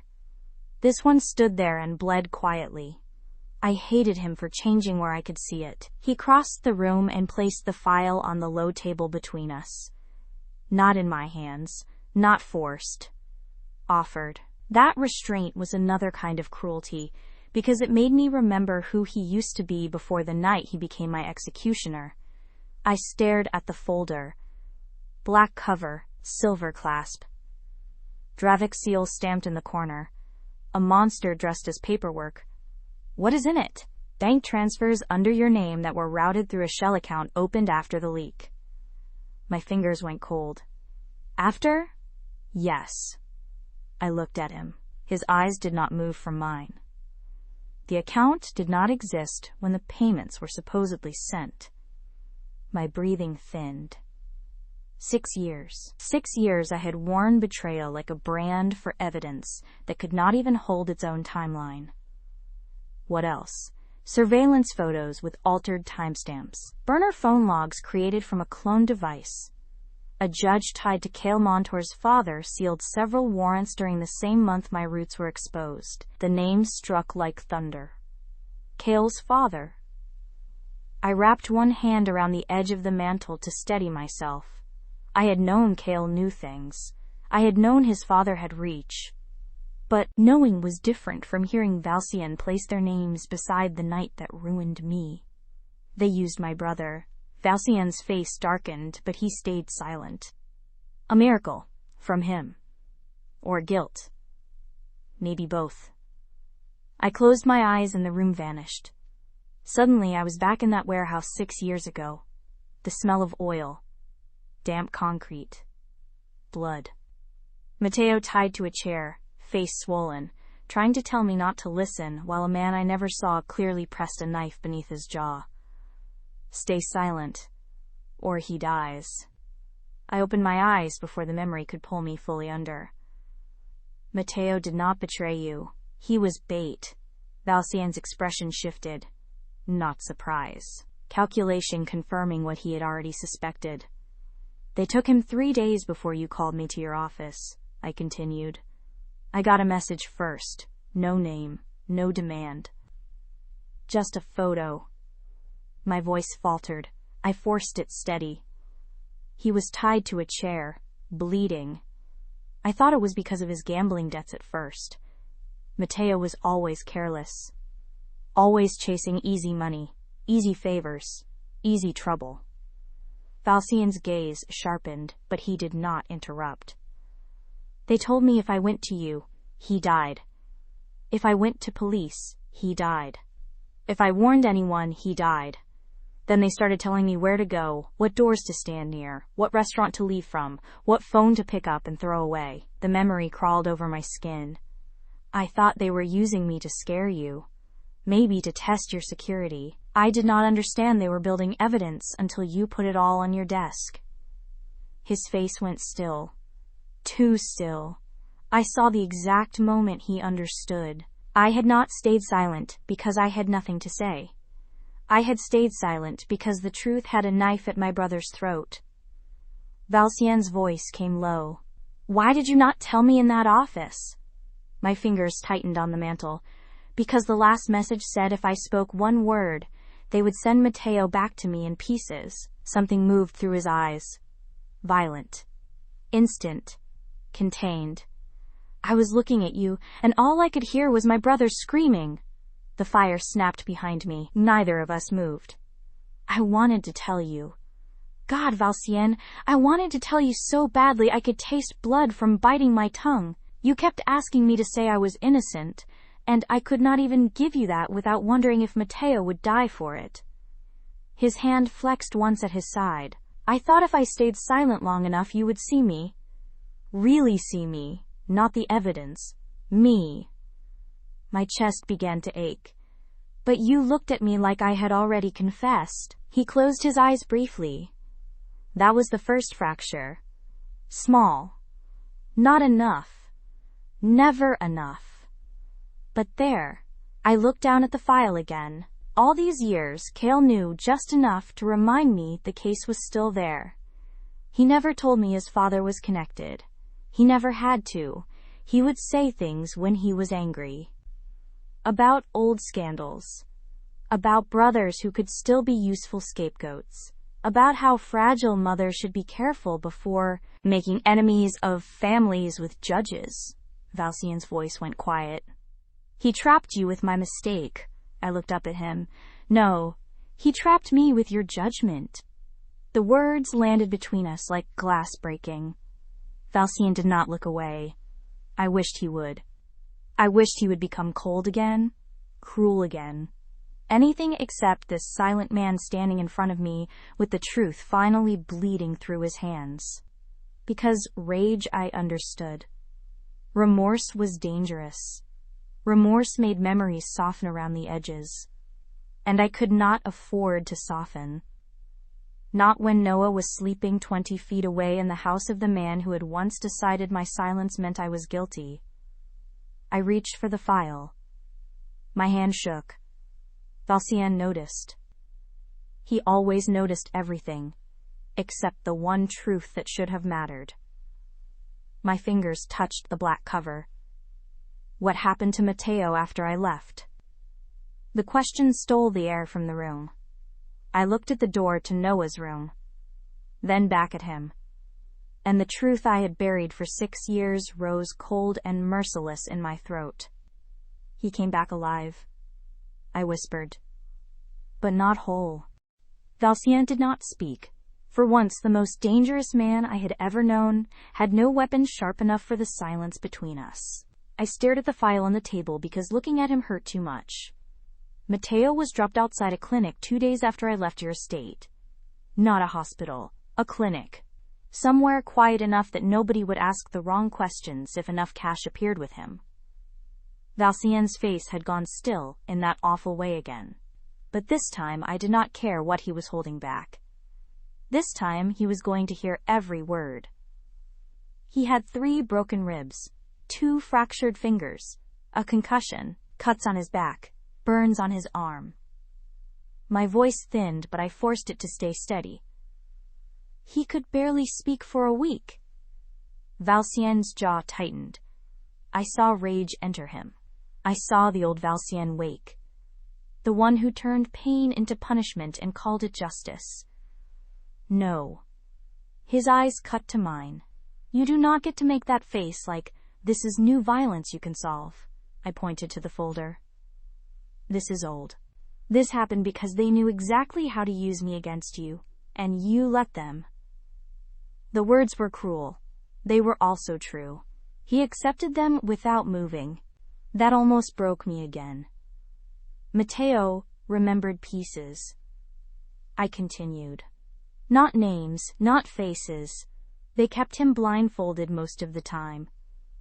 But he remembered voices. Expensive shoes on concrete. A man with a ring tapping against a glass. Someone saying the Dravik king would tear out his own heart if the knife had the right fingerprints on it. Valcien's eyes changed. That line meant something to him. What? He did not answer fast enough. What do you know? His voice came quiet. That phrase was used by someone inside my circle. The room went cold. I gripped the mantle harder. Inside? Maybe, or someone who knew how my circle spoke. My stomach turned. For 6 years I had imagined faceless men. Kale's father. Political parasites. Men behind sealed doors. But inside Valcien's circle meant something worse. It meant the betrayal had not only been built around me, it had been built through him. Valcien looked down at the file. Who treated Matteo? A doctor Kale later introduced me to as if we had never met. The memory tasted bitter. I did not realize it immediately. His hair was different, beard gone.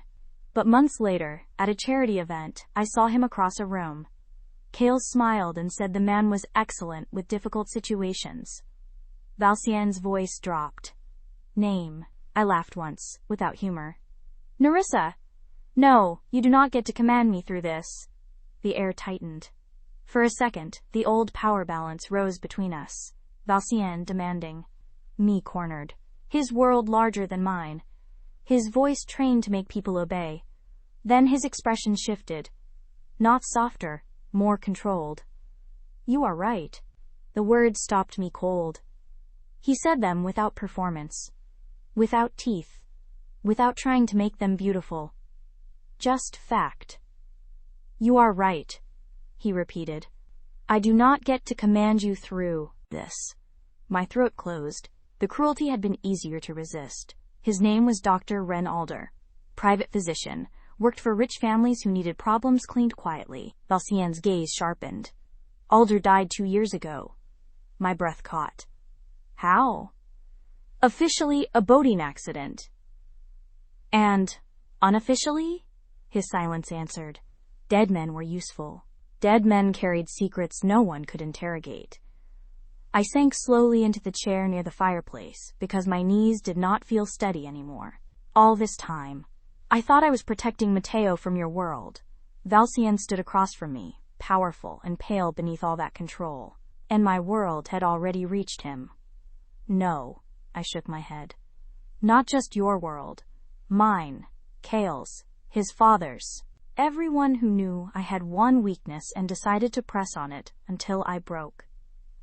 The door to Noah's room remained closed.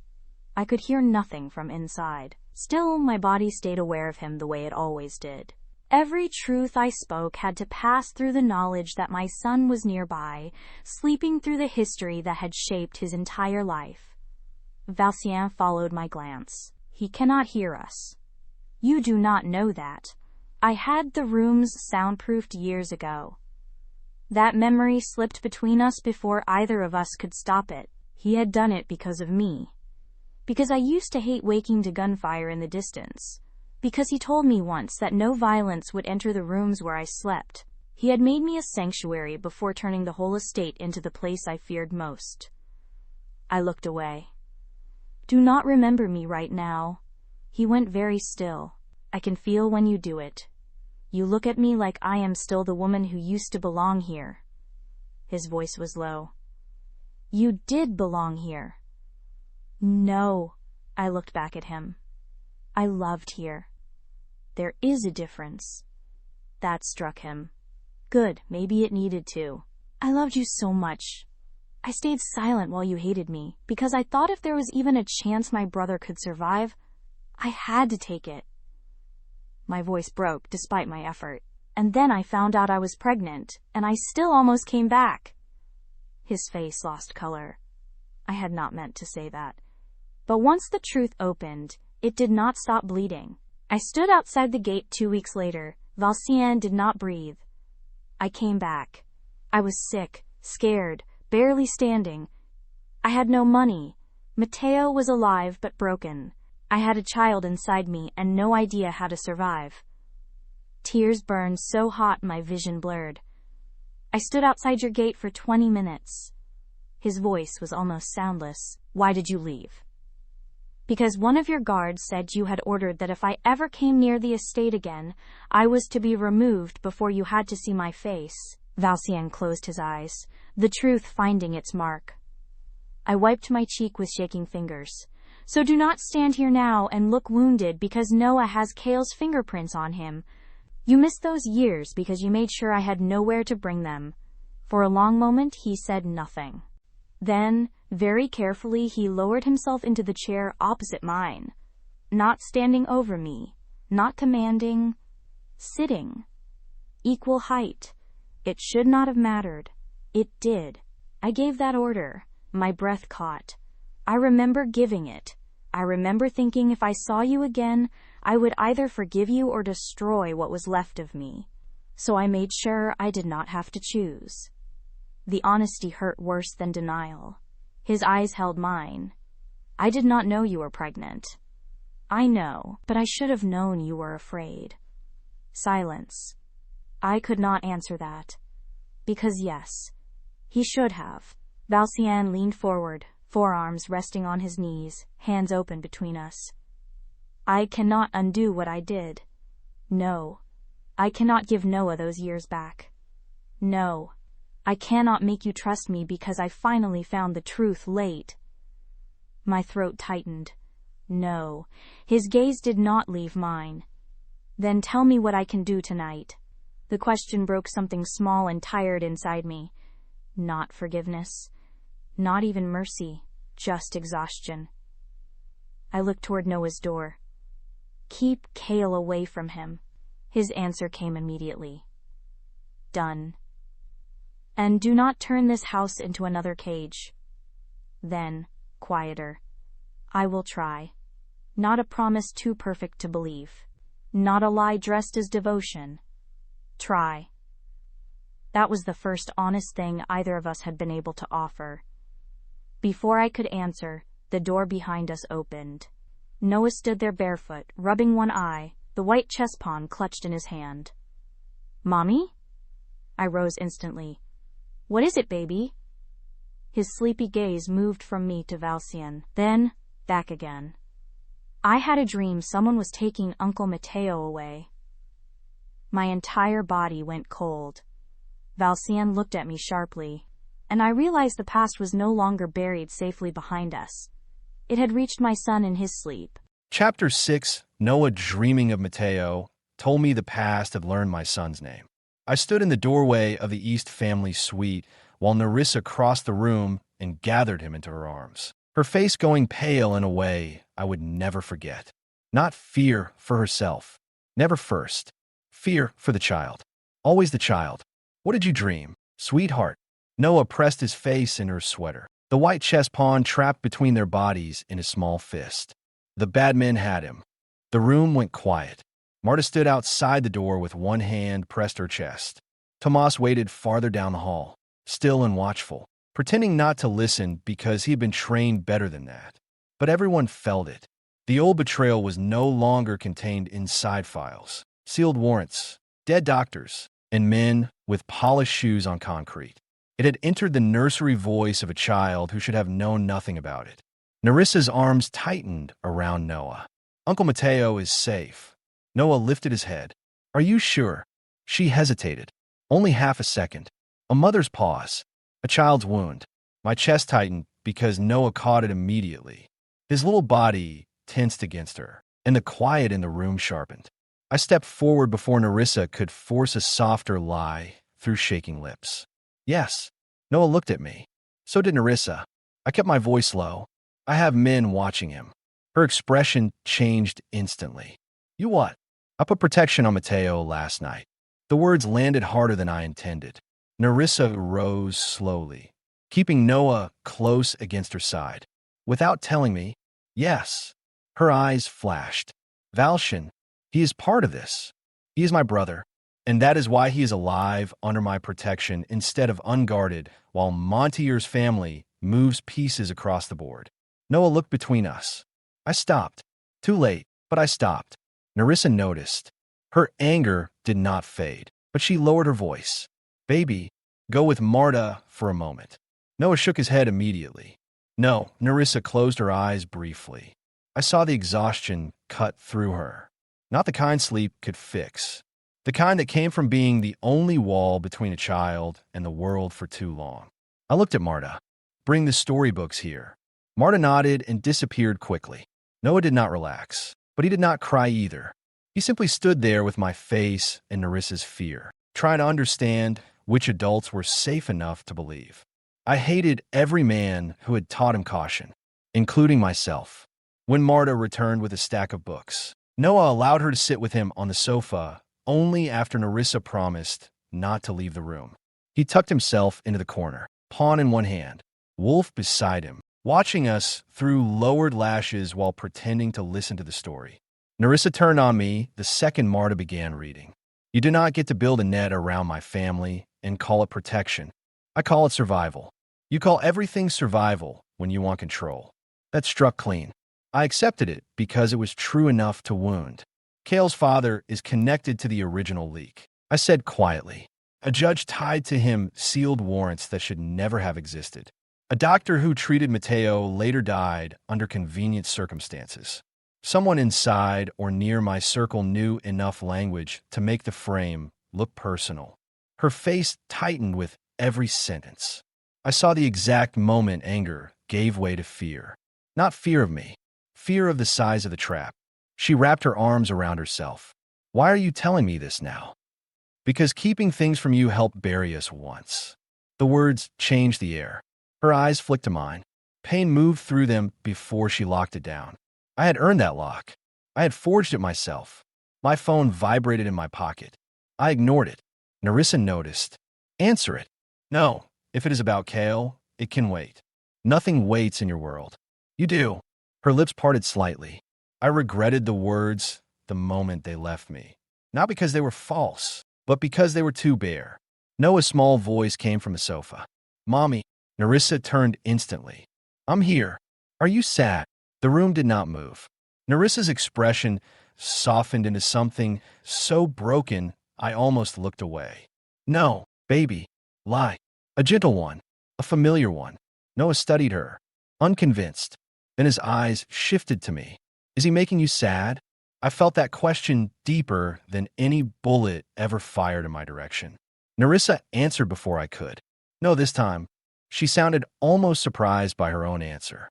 I held still. Noah looked back at the book, but the damage remained in the room like smoke. My phone vibrated again. Then Tomas appeared in the doorway.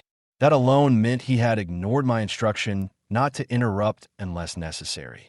His face was set. Sir. Nerissa stiffened. I moved toward him, putting distance between the conversation and the child. Speak. Montier has filed an emergency petition.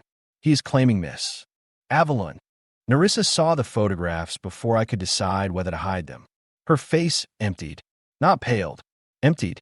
As if the woman standing in front of me had been taken somewhere else entirely. Somewhere wet with rain and humiliation and 6 years of being judged from a distance by people who had never cared whether she survived. I turned the phone away from Noah before he could see. Too late for Nerissa. Never too late for him. What is it? Tomas lowered his voice. They're using the old night at the estate. The photographs are attached to the emergency filing as behavioral evidence. Nerissa's mouth parted slightly. Behavioral evidence. The phrase entered the room like a second betrayal. I looked at the images again, forcing myself to see what the court would be shown. Not the truth. Never the truth. A young woman stumbling through a storm. Hair soaked. Face shattered. One hand pressed her mouth. The estate gates behind her. Security lights catching every broken angle. The photo made her look unstable. Grief often did. When stripped of context by cruel men. My hand tightened around the phone. I had not only thrown her out, I had given her enemies the perfect picture of her destruction. Nerissa stepped back from Noah so quickly he reached for her on instinct. Mommy. She turned to him at once, but her smile did not reach her eyes. I'm okay. He knew that lie too well. His small face crumpled with worry. I moved before the fear could fully settle in him. Noah, keeping my voice steady. Marta's going to take you to the upstairs reading room. No, his answer was immediate. Nerissa closed her eyes. I crouched in front of him, careful to keep the phone behind my back and my hands visible. Once I slipped it into my pocket. I need to speak with your mother about grown-up matters. His eyes searched mine. About the bad man? Yes. Is he taking me? No, the answer came like iron. He stared at me. I let him. Can you stop him? Nerissa inhaled softly behind me. I did not look away from my son. Yes. His fingers tightened around the stuffed wolf. Ow! With truth. With lawyers. With guards. With every door in this house locked against him. He studied me as if measuring each word for weakness. Then he asked, very quietly, and if he lies? Something in my chest twisted. Then I will make sure the right people hear the truth louder. Noah considered that. At last, he turned to Nerissa. You promise to? She sank beside him and pulled him close. I promise. Marta approached gently. This time, Noah allowed her to take his hand, but only after Nerissa kissed his forehead twice and told him she would come upstairs soon. He looked back at me from the doorway. You will not let him make mommy cry again? The room went still. Nerissa's breath caught. I felt the question settle in me like a vow carved in a bone. No, I will not. Only then did Noah leave. The moment the door closed, Nerissa pressed both hands over her mouth and turned away. I gave her 3 seconds. Not because 3 seconds was enough. Because the world would not give her more. Tomas. He straightened. Sir, give me Judge Halvern. Wake him. Drag him from whatever bed he is in if necessary. I want the petition frozen before it reaches a clerk with a price. Yes. Find who supplied those photographs. Already moving. Move faster. Tomas left. Silence filled the room behind him.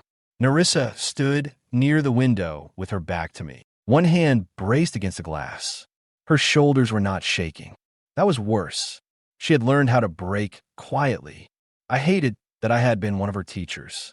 They had those photos for 6 years. Yes, 6 years. Valcien. I know. No, you do not. She turned then, eyes bright but furious. You think you know because you have numbers and files and men who bring you answers. But you do not know what it feels like to spend years knowing everyone believed the worst thing about you and having no proof that you deserve better. The words struck deep. I stood still and let them. You were the worst part, voice thinning. Not Cale. Not his father. Not the people hiding behind judges and doctors. You. My chest tightened. Because if you had believed me, I could have survived the rest. There it was. The cleanest wound. The one no revenge would repair. I took one step toward her. I know. Her laugh broke. Do not say that like it helps.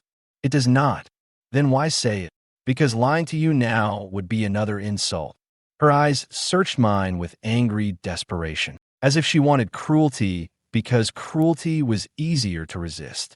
I had none to give her. Not anymore. She looked away first. Cale is not trying to take Noah because he loves him. He hates that child. My hands curled slowly at my sides. He wants to hurt me, and he knows Noah is where I bleed. That single sentence stripped the last of my restraint down to something cold and absolute. He will not get near him. You keep saying that. Because it is true. It was true once that no one could touch me in this house. The room went silent. I had no answer. None that would not insult both of us. She stepped closer, pain making her fearless. You told me no violence would ever enter the rooms where I slept. You soundproofed walls, changed locks, built safety like a gift. Her voice dropped. Then you became the violence. I closed my eyes once. Only once. When I opened them, she was still there. Still angry. Still beautiful in a way that made grief feel physical. I searched for you after you left. Her expression hardened. Not hard enough. The words landed exactly where she aimed them. I nodded slowly. No, not hard enough. That seemed to unsteady her more than a denial would have. My phone rang. I answered without taking my eyes off Nerissa. Tomas's voice was sharp. Judge Halvern is on the line. He says the petition cannot be stopped because another judge has already signed the temporary review order. Nerissa must have seen my face change. Her hand flew to her throat. Tomas continued. A child welfare officer and court-appointed evaluator are being sent to the estate within the hour. The room narrowed around one fact. Kale had moved faster than expected. No, someone had already prepared the path for him. I ended the call. Nerissa stared at me. What happened? I slipped the phone into my pocket. And for the first time since she returned, I let her see exactly how close the threat had come. They're coming here. For Noah. Chapter 7.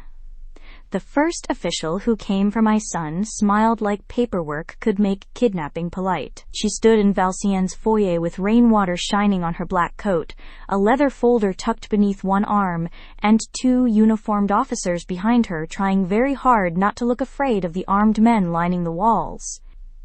Miss Avelune, voice smooth and rehearsed, we are here to conduct an emergency welfare review regarding the minor child, Noah Avelune. Noah Avelune. Not Noah Dravik. Not my son. A file name. A case number. A child reduced to ink because Kale Montour had learned long ago that bruises could be hidden. But signatures could steal what fists could not. My hand tightened around Noah's. He stood half behind me, barefoot in the hallway, the white chess pawn clenched in one hand and his stuffed wolf held tight against his chest with the other. His little fingers were cold. Valcien stood several feet ahead of us, dressed in black, still as a blade. He had not raised his voice once since the call came. That frightened me more than shouting would have. Because every person in that foyer could feel him holding back something enormous. Your name, he said to the woman. She blinked once, startled by the command in the quiet. Elaine Sutter. Court-appointed evaluator. Valcien's gaze moved to the folder. Who signed the order? That information is in the filing. I did not ask where it was, I asked who signed it. One of the officers shifted. A Dravik guard turned his head slightly. The officer stopped moving. Elaine Sutter swallowed, but to her credit, she did not crumble. Judge Marlon Voss. Valcien did not react. Tomas did. Barely. A tightening near the mouth. I saw it because I had started watching everything again. Valcien's voice stayed calm. Voss retired 3 months ago. Elaine's face changed. Just a flicker. Enough. My stomach dropped. The order was dirty. Kale would never walk through the front door unless someone had already unlocked it from inside the system. Elaine opened her folder. Mr. Montour has provided evidence suggesting Miss Avelune is emotionally unstable, that she removed the child during a domestic dispute, and that she may be under the influence of coercive criminal parties. Coercive criminal parties. Her gaze flicked to Valcien, then quickly away. Noah pressed closer to my side. I bent slightly toward him. It is okay, baby. It was not. He knew it. Children always knew. Elaine looked at me with the soft pity of a woman who had been sent to destroy me gently. I understand this is upsetting, but we do need to speak with Noah privately. No. The word left me before she finished. Not loud, not dramatic, absolute. Elaine's smile tightened. Miss Avelune. No. Valcien glanced back at me. I felt the weight of his attention, but I did not look at him. If I did, I might break. And Noah was watching. Elaine drew a breath. The order requires a temporary interview away from parental influence. He is 6. And that is why we need to determine whether he has been coached. Noah looked up at me. Mommy? His voice was small. That sound tore something open in my chest. I dropped to my knees in front of him, ignoring everyone else in the room. No one is taking you anywhere alone? I whispered. Do you hear me? His eyes filled instantly. But she said, I know what she said. Kale said grown-ups can sign papers and make me go. My blood turned cold. The foyer went silent. Elaine's expression sharpened. Valcien went very still. Too still. I could feel the entire house change around him. What did Kale say? I asked carefully. Noah's mouth trembled. He said if I told people bad things, they would say you were confused and send me somewhere I would learn manners. A small sound escaped me. Not a sob. Something worse. Elaine lowered her folder slightly. The officers exchanged a glance. Valcien walked forward one step. Only one. The temperature dropped. Ms. Sutter, write that down. Her throat moved. I will conduct my evaluation according to procedure. Then begin with the child's statement that the petitioner threatened him before filing this petition. She looked at him then, and I saw the war inside her. Procedure against fear. Duty against survival. Before she could answer, Tomas appeared at the side entrance with a tablet in his hand. Sir. Valcien did not take his eyes off Elaine. Speak. The order is invalid. Elaine stiffened. That is not possible.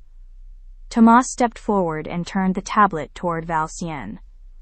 Judge Voss's digital seal was used after his retirement. The clerk who processed the emergency petition works for a firm that received private donations through Montour's father's foundation. Valcien's expression remained unreadable. Mine did not. I felt my entire body sway with relief so sharp it hurt. Noah noticed. His little hand came to my cheek. Mommy? I'm okay, but I was not. Because relief was dangerous. Relief made you soft too early. And Cale had not come this far to be stopped by one dirty order being exposed. Elaine's face had gone pale. I was sent with official documents. I believe you, Valcien said. That startled her. Then his eyes darkened. But someone wanted you to remove a child from this house before those documents were questioned. The statement landed like a gunshot. One of the officers put his hand near his radio. A crash sounded outside. Not thunder, metal. Then shouting. Tomas turned toward the security hall. His hand went to his weapon. Valcien moved before anyone else did. Lock the wing. The guards exploded into motion. Noah screamed when the front doors slammed shut under armed hands. I pulled him into my arms, heart hammering so hard I could barely hear over it. What is happening? Elaine demanded. Valcien looked toward the monitors mounted discreetly near the side corridor. His face changed. For the first time all morning, control slipped enough for me to see the monster beneath it. Tomas spoke into his earpiece, then looked back.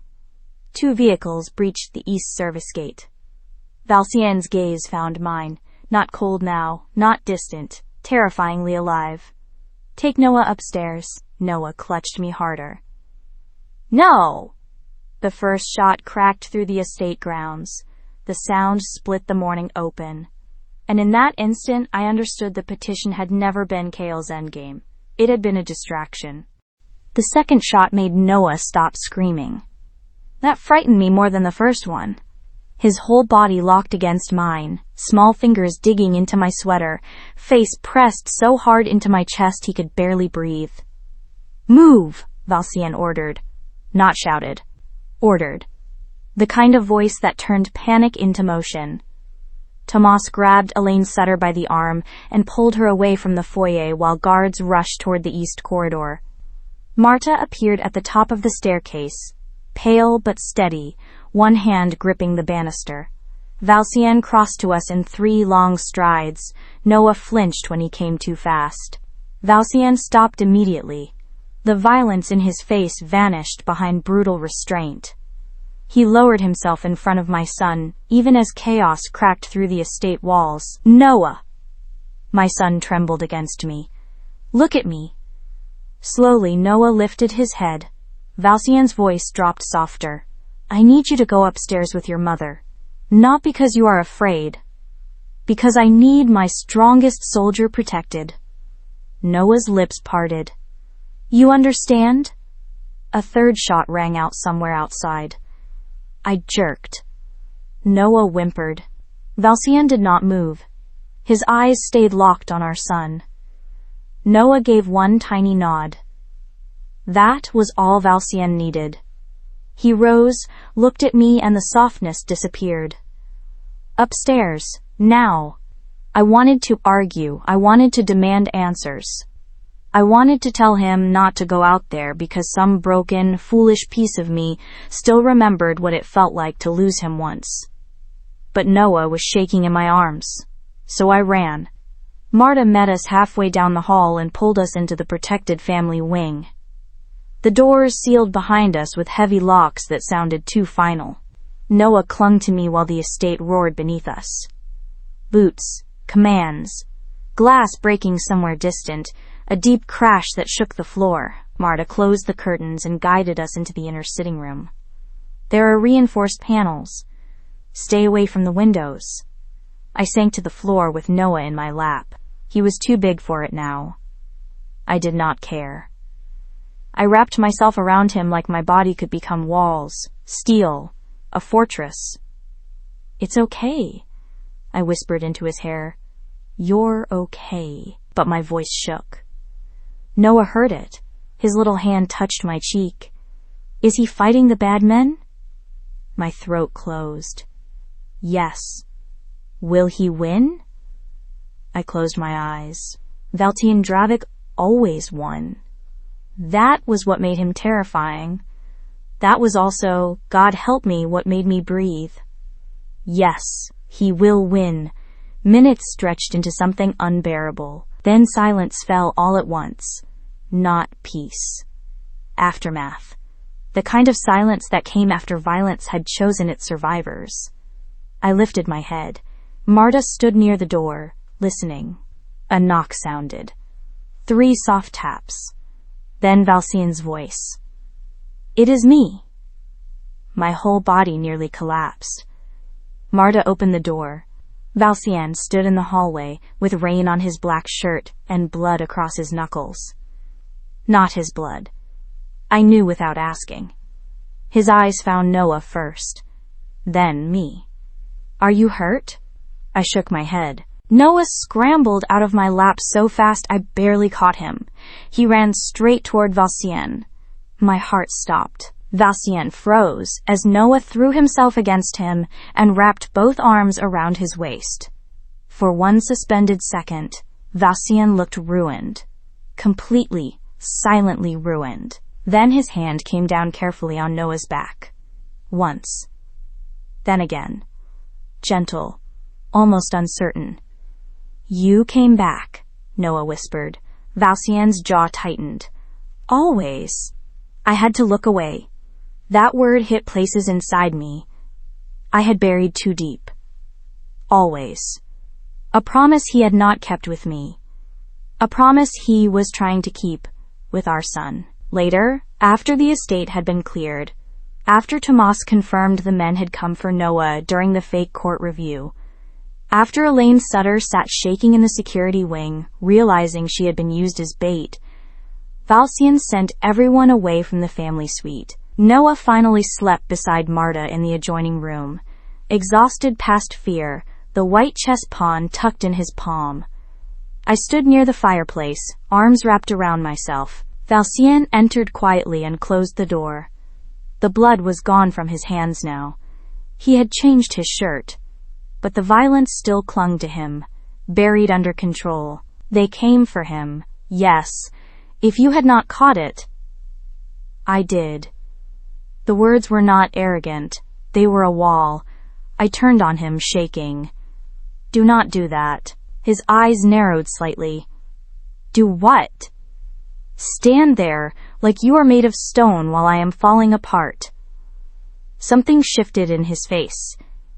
It was understanding. He crossed the room slowly, giving me time to refuse him. I hated that I did not. When he reached me, he did not touch me at first. He only stood close enough for warmth to move between us. "Nerissa?" My name broke in his mouth. Just enough. And that was what undid me. Not the attack, not the petition, not Kale. That crack in Valcien's voice. I pressed both hands to my mouth, but the sob escaped anyway. He reached for me then, slowly, carefully. like I was something sacred and dangerous. The first touch of his hands on my arm shattered 6 years of pretending I did not remember him. I should have pulled away. Instead, I folded into him. Valcien held me like the world had finally punished him with what he could lose. His arms locked around me, firm but not trapping, his breath rough against my hair.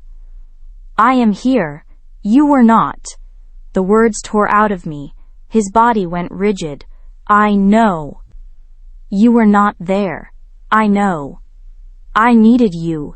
His hand moved to the back of my head, cradling me against his chest. "I know." The repetition should have angered me. It did not, because he was not defending himself, he was taking it, all of it. And I was so tired, so unbearably tired, of surviving alone. I lifted my face, he looked down at me. Everything changed, not healed, not forgiven, changed. The air went still between us, heavy with grief and years, and the terrible memory of how his mouth used to feel when love had not yet become a weapon. His thumb brushed one tear from my cheek. I caught his wrist. "Do not touch me because you are guilty." His eyes darkened. "That is not why." "Then why?" His gaze dropped to my mouth, then returned to my eyes with brutal honesty. "Because I never stopped wanting you. And today I almost lost you both before I earned the right to say it." My breath caught. The kiss was not gentle. It could not be. Not after 6 years of graves between us. But it was careful in the ways that mattered. He waited for me to rise into it. Waited for my hands to move first. Waited until my fingers gripped his shirt and pulled him closer before the control in him finally broke. His mouth took mine with a hunger that felt like grief finding a body.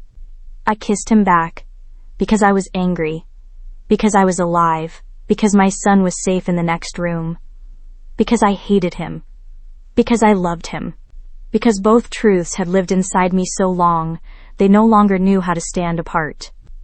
He lifted me with a low sound, and I wrapped my legs around him as he carried me toward the bedroom. Every touch asked. Every pause waited.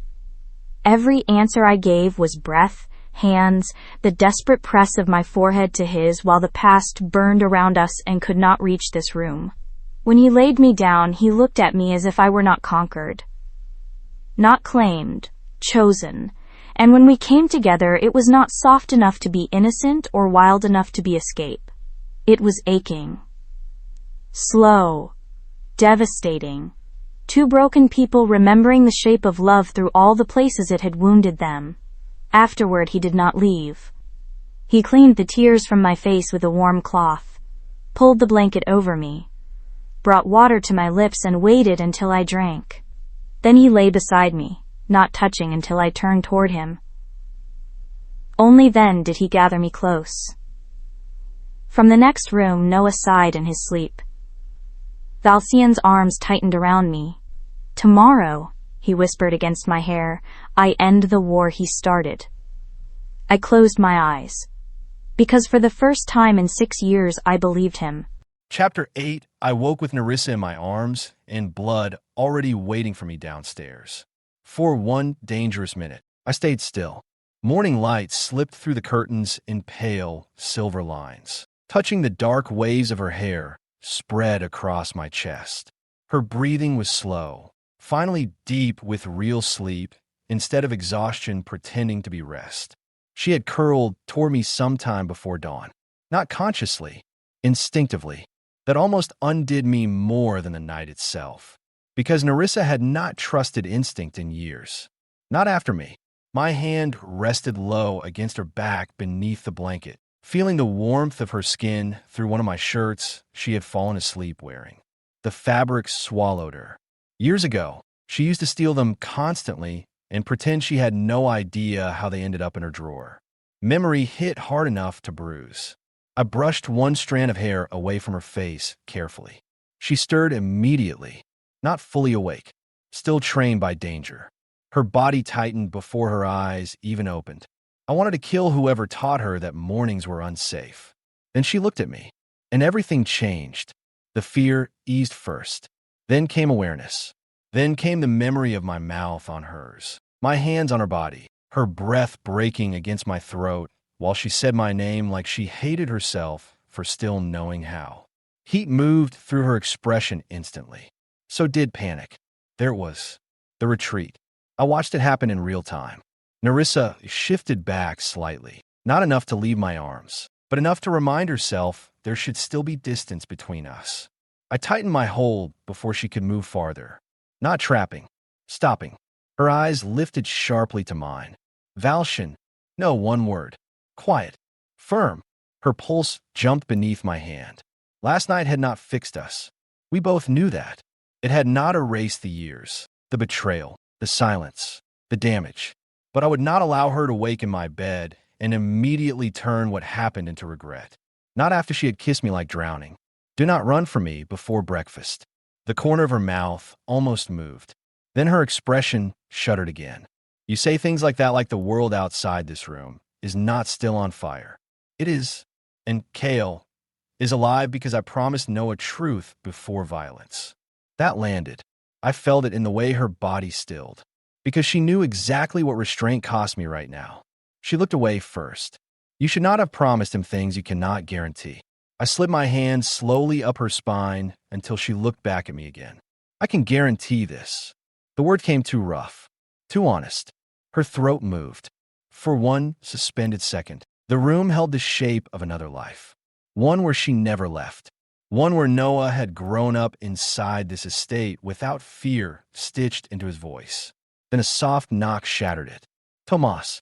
The real world had finally climbed the stairs. Nerissa pulled away from me immediately this time.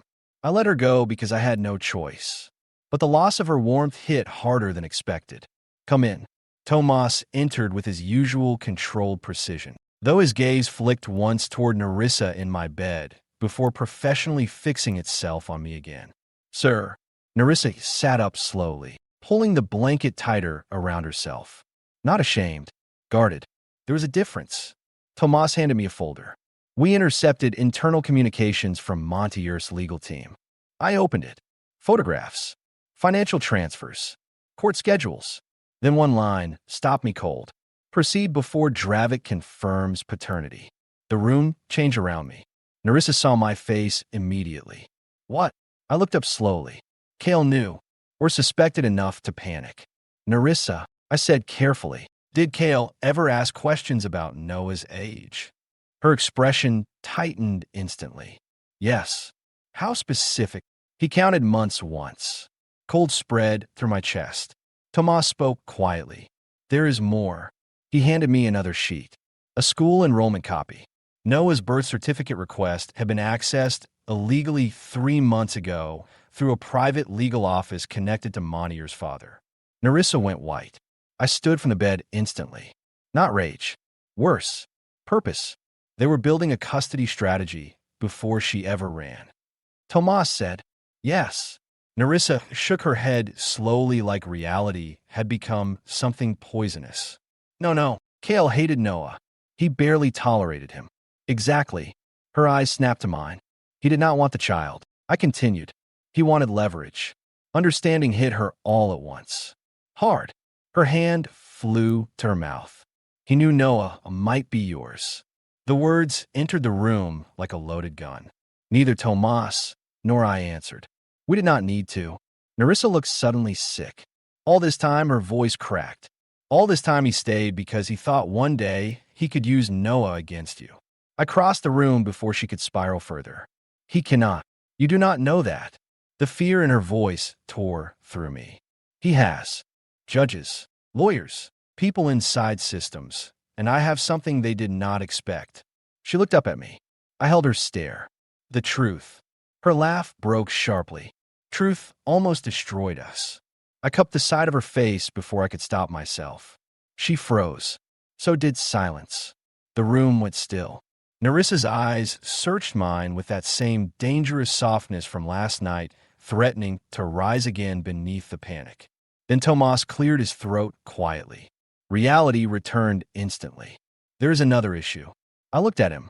The evaluator, Elaine Sutter. What about her? She is refusing to leave the estate. Nerissa stiffened beside me. What? Tomas's expression darkened slightly. She says she believes the attack was coordinated to remove the child during legal confusion, and she thinks someone inside the court system helped arrange it. Interesting. Very interesting. Nerissa stepped away from me slowly. She believes us? No, she believes someone powerful made a mistake. That was often more useful. My phone vibrated. A private line. Only 4 people in the world had it. I answered immediately. Speak. Mateo's voice came rough through the line. Val, Nerissa's entire body went rigid. I put the call on speaker instantly. Mateo, she breathed. Her brother sounded terrified. Neri, listen to me carefully. My instincts sharpened instantly. What happened? A shaky breath crackled through the line. Then, there's someone in the apartment. The room went dead silent.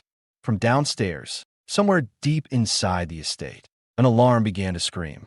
The alarm screaming through the estate matched the sound Nerissa made when Mateo's line went dead.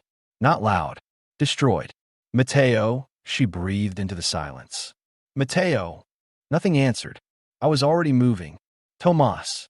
He understood instantly. Tracing now. I grabbed my weapon from the bedside safe while Tomas spoke rapid commands into his earpiece. Downstairs, the estate had exploded into motion again. Guards running. Security doors sealing. Radios crackling through the halls. Nerissa stood frozen beside the bed in one of my shirts, face white with panic. I'm going with you. No, her eyes flashed violently. Do not start giving me orders when my brother just disappeared. I'm not arguing this.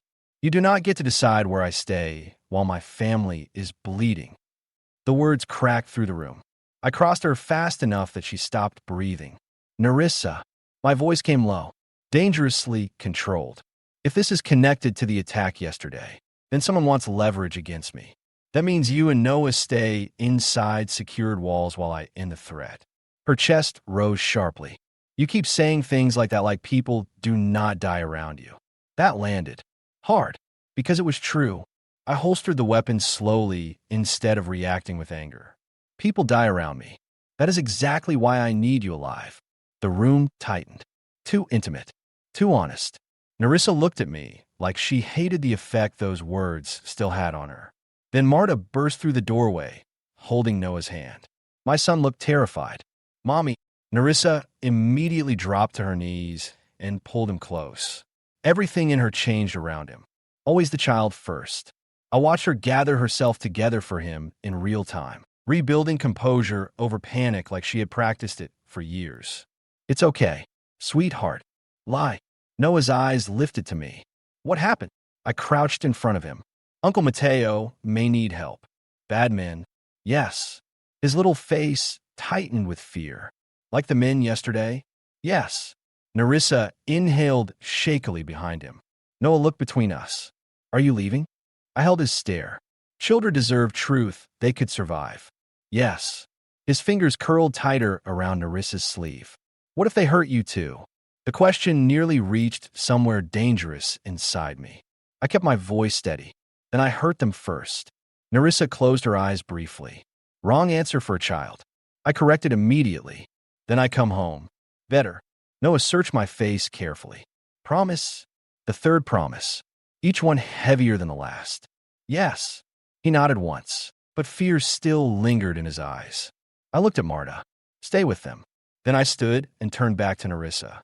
She looked torn apart, between fear for Mateo, fear for Noah, fear for me, and fear of what it meant that the last one existed at all. I should have told Mateo to leave the city. You could not have predicted this. He was already hurt once because of me. No, my voice sharpened. Because of them. Her eyes lifted to mine. Good. I needed her anger aimed in the right direction. Tomas reappeared in the doorway. We have a location. I moved instantly. Nerissa caught my wrist before I could pass her. The touch stopped me cold. Her fingers tightened around me hard enough to hurt. Not because she wanted pain, because she was terrified. Bring him back. I looked down at her hand on my wrist, then at her face. And suddenly I remembered another night years ago when she grabbed me exactly like this before I walked into a war meeting downtown. Come back to me. She had not said the words then either. She did not now, but I heard them anyway. I covered her hand with mine briefly. One press, one promise. Then I left. Mateo's apartment smelled like blood and bleach by the time I arrived. The hallway outside the unit was empty except for two of my men and one unconscious building guard slumped against the wall. Forced entry. Professional. I stepped over shattered wood and entered first. The apartment had been torn apart. Furniture overturned. Drawers ripped open. Glass shattered across the kitchen floor. Not random violence. Searching. Tomas moved beside me quietly. No body. Small mercy. Then I saw the blood trail leading toward the bathroom. Nerissa's face flashed through my mind instantly. I followed it. Mateo sat against the bathtub, barely conscious. One hand pressed to his side, blood soaking through his shirt. His face was bruised badly enough to reopen old scars beneath the fresh damage. But he was alive. His eyes cracked open when he saw me. Damn, he rasped. You really do travel with an army. Relief hit so hard it almost felt like anger. I crouched in front of him. Who did this? Mateo laughed weakly, then winced from the pain, still opening with threats. Good to know heartbreak did not soften you. Tomas. A medic moved in instantly. Mateo grabbed my sleeve before they could pull him away. Listen. I stilled. His swollen face tightened. They were looking for files. What files? Old records. Warehouse manifests. Names. He swallowed painfully. The original leak was bigger than you thought. I felt the world narrow. How much bigger? Mateo's eyes met mine. Not just your outs. Cold moved through me. He gripped my sleeve harder. Someone inside your organization was feeding names to politicians, judges, and private firms for years. People disappeared after those lists moved. Tomas went completely still behind me. I held Mateo's stare. Ooh! His laugh broke into a cough. Blood touched his mouth. If I knew that, do you think I'd still be alive? The medic pushed forward again. He needs immediate treatment. Mateo shook his head weakly. No, wait. His eyes found mine again. There's something else. Every instinct sharpened. What? Mateo's voice dropped lower. They knew about the baby before Nerissa left. The room stopped breathing. What? They were watching her. Another painful breath. Watching both of you. One of the men guarding me said your air would destroy you faster than bullets if the timing was right. I spread through my chest. Noah. Planned. Prepared. Used before he was even born. Rage moved through me so violently, I had to lock every muscle in place to contain it. Mateo looked at me through swollen eyes. They wanted your child long before Kale did. Then the apartment lights died. Total darkness swallowed the room. And somewhere in the black, a gun clicked. Chapter 9. Valcien did not answer his phone for 11 minutes. I counted every one of them. By minute 3, I had stopped pretending to read the same page of Noah's storybook. By minute 5, I had checked the hallway twice. By minute 7, Marta quietly took the tea out of my shaking hands before I spilled it on Noah. By minute 11, I was standing at the east wing window staring into the storm-dark morning like I could force Valcien's car through the gates by terror alone. Noah sat cross-legged on the rug nearby with the stuffed wolf in his lap and the white chess pawn lined carefully beside his knee. He kept glancing at me when he thought I would not notice. Children always noticed. Marta closed the book softly. How about a snack? Noah looked toward me first. Permission. Always checking permission. My chest ached. That sounds good, baby. He nodded and let Marta guide him toward the small dining room attached to the suite, the second he disappeared through the doorway. I grabbed my phone again and called Valcien. Voicemail. My pulse slammed harder. I called Tomas. Nothing. The walls of the estate suddenly felt too thick, too quiet, too expensive to breathe inside. Then, my phone rang. I answered instantly. Valcien? Not Valcien. Kale. Ice flooded my veins so fast I nearly dropped the phone. Nerissa. His voice sounded smooth, calm, like he had not just shattered my life open for the second time. I turned away from the dining room immediately so Noah would not hear even a trace of panic. How did you get this number? You lived with me for years. A soft laugh. You really think I do not know every number tied to your name? My stomach twisted. What do you want? I want my family back. I nearly choked on the rage that rose. Do not say that. You took my son. Noah is not your son. Silence. Then, no. He is Valcien Dravik's, which makes him valuable. The world tilted. He knew. Not suspected. Knew. I gripped the edge of the marble console table, hard enough my fingers hurt. You are sick. No, sweetheart. I am prepared. The old pet name made my skin crawl. Where is Mateo? Interesting. Then a sigh. Alive, last I heard. Last I heard. Not denial, not concern. My breathing thinned. You planned this for years. You really think I stayed beside a woman still mourning another man because I enjoyed the experience? Every word hit like poison. I stayed because eventually the truth would surface. Men like Valcien always uncover buried things. His voice lowered. And when he did, I wanted to be standing close enough to profit from it. Hatred moved through me so violently I thought I might be sick. You used Noah. I protected him. You threatened him. I disciplined him. My vision blurred red. He is 6. And already manipulative. He cries exactly like you. I almost threw the phone across the room. Instead, I whispered, if you ever speak about my child again. Your child? Kale cut in softly. Interesting choice of words. The hallway behind me went silent. Instinct screamed. I turned. Elaine Sutter stood near the East Wing entrance holding a folder against her chest. She had heard enough. Her face looked horrified. Kale continued speaking in my ear. Does Valcien know the boy looks exactly like him when he's angry? I ended the call instantly. The silence afterward roared. Elaine stared at me.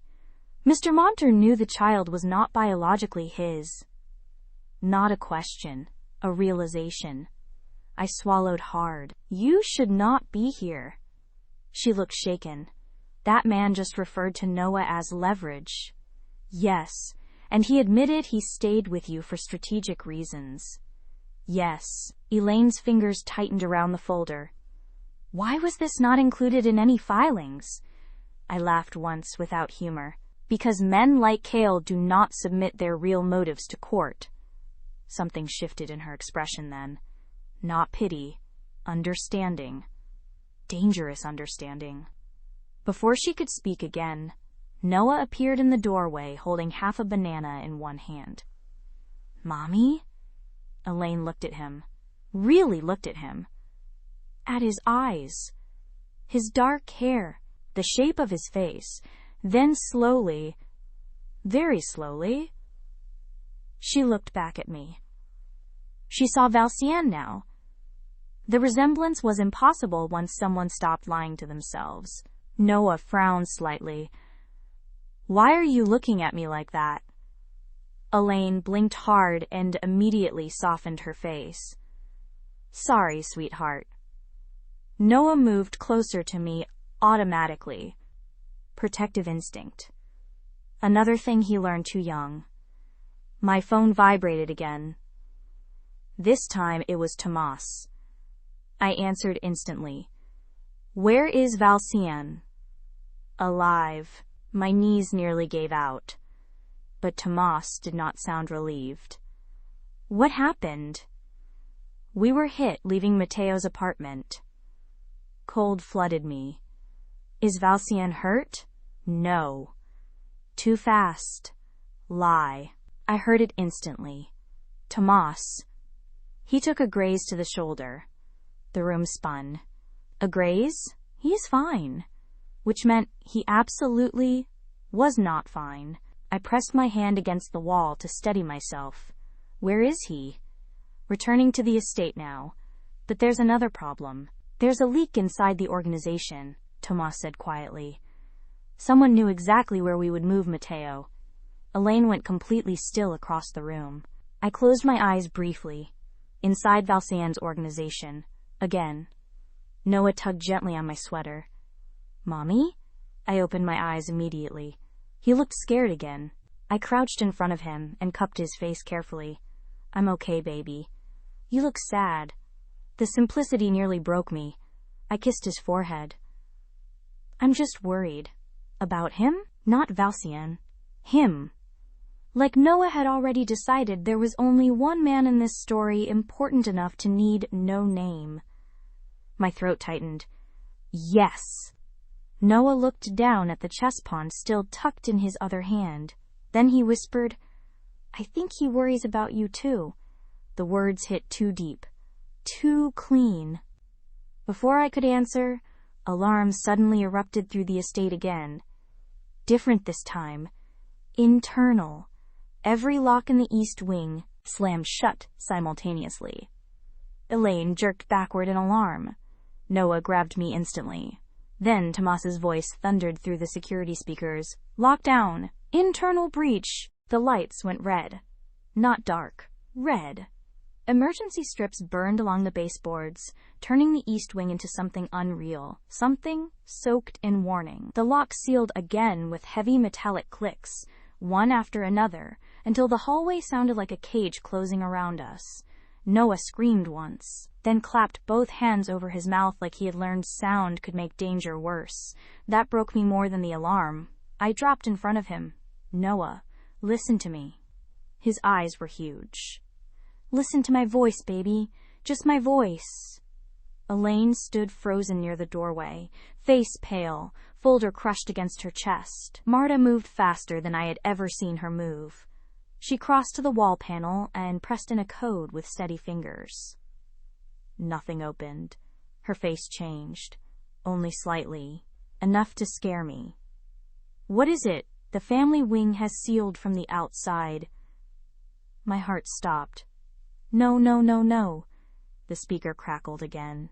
Tomas's voice came through, harsher now.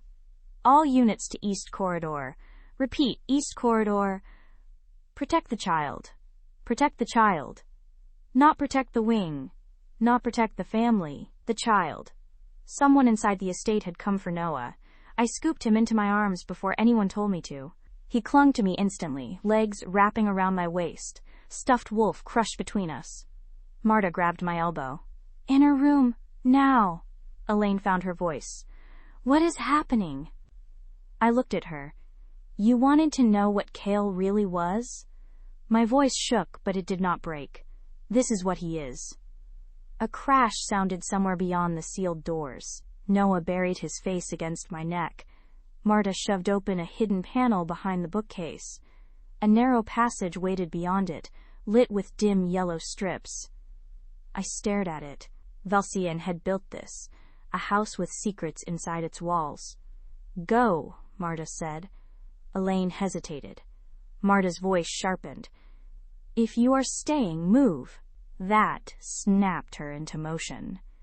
We entered the passage just as something slammed against the outer wing door. Once. Twice. Metal groaned. Noah shook so badly his teeth chattered. I pressed my mouth to his hair. "I have you. I have you." But my arms did not feel strong enough. Not against judges. Not against guns. Not against men who had spent years planning how to turn my child into leverage. The passage led to a small reinforced room, barely larger than a closet. Inside were monitors, emergency supplies, a phone, and one narrow bench bolted to the wall. Marta closed us in and locked the panel manually. The room became too small immediately. Noah's breathing hitched. I sat with him on my lap and pressed his palm against my chest. "Breathe with me." "I can't." "Yes, you can. Feel me." His hand trembled over my heartbeat. "In," I whispered. He tried. "Out." He tried again. Elaine stood near the monitors, staring at the camera feeds. One screen showed the east hallway. 2 Dravik guards were down. Not moving. I turned Noah's face into my shoulder before he could look. Marta saw the screen and made the sign of the cross with shaking fingers. Then another figure appeared on the monitor, a man in a Dravik security jacket. Wrong. I knew it instantly. Not because I recognized him. Because real Dravik men moved like silence had trained them. This man moved like theft. He pressed a device against the sealed wing door. Elaine whispered, "He is one of yours?" "No." But the words tasted like fear. Because the jacket was his. The access device was his. The betrayal was already inside the house. The emergency phone rang. All of us jumped. Marta answered it and immediately looked at me. "Mr. Dravik." My breath caught so hard it hurt. She handed it over. "Valcien?" His voice came through low and controlled. "Where are you?" "Hidden room. Behind the family library." "Is Noah with you?" "Yes." "Is he hurt?" "No." I heard the relief inside it. Then his voice turned colder. "Do not open for anyone but me. There are men in your house." "I know." "One of them has your security jacket." "I know that too." Something crashed over the line. A shout. A muffled impact. My hand tightened around the phone. "Are you inside?" "Yes." "Tomas said you were hurt." "I am standing." That is not an answer. It is the only one that matters right now. Noah lifted his head slightly. "Is that him?" I nodded and held the receiver near his ear. Valcien's voice changed immediately. "Noah," my son sniffled. "Are you coming?" "Yes. The bad men are here." "I know. I'm scared." The silence that followed was not empty. It was full of everything Valcien could not say to a child while violence moved between them. Then he said, "Hold your mother's hand. Keep your wolf close. I am coming through the dark to get you." Noah closed his eyes, his little fingers loosened by the smallest amount. "Okay." The line cut. Not ended. Cut. The monitors flickered. Then went black. Elaine made a small sound. Marta grabbed the emergency kit from the wall. I pulled Noah tighter against me. In the sudden darkness, every breath sounded too loud. Then a voice came through the other side of the hidden panel. Soft. Familiar. Wrong. "Nerissa." "Kale." My blood turned to ice. Noah's whole body locked. Marta's hand flew to her mouth. Elaine stepped back until she hit the wall. Kale's voice drifted through the wood like poison poured slowly under a door. "I know you are in there." I did not breathe. Noah's fingers dug into my sleeve. "Come out before men start making decisions for you again." My vision blurred red around the edges. He was inside Valcien's house. Inside the family wing. Inside the one place Noah had started to believe could keep danger out. Kale sighed softly. "You really should have stayed grateful, Nerissa." Noah whispered, barely audible. "Mommy." I covered his mouth gently and pressed my forehead to his. No sound. No fear he could use. The panel rattled. Once. Then again. Kale laughed under his breath. "Open the door, sweetheart. Or I open it with him watching."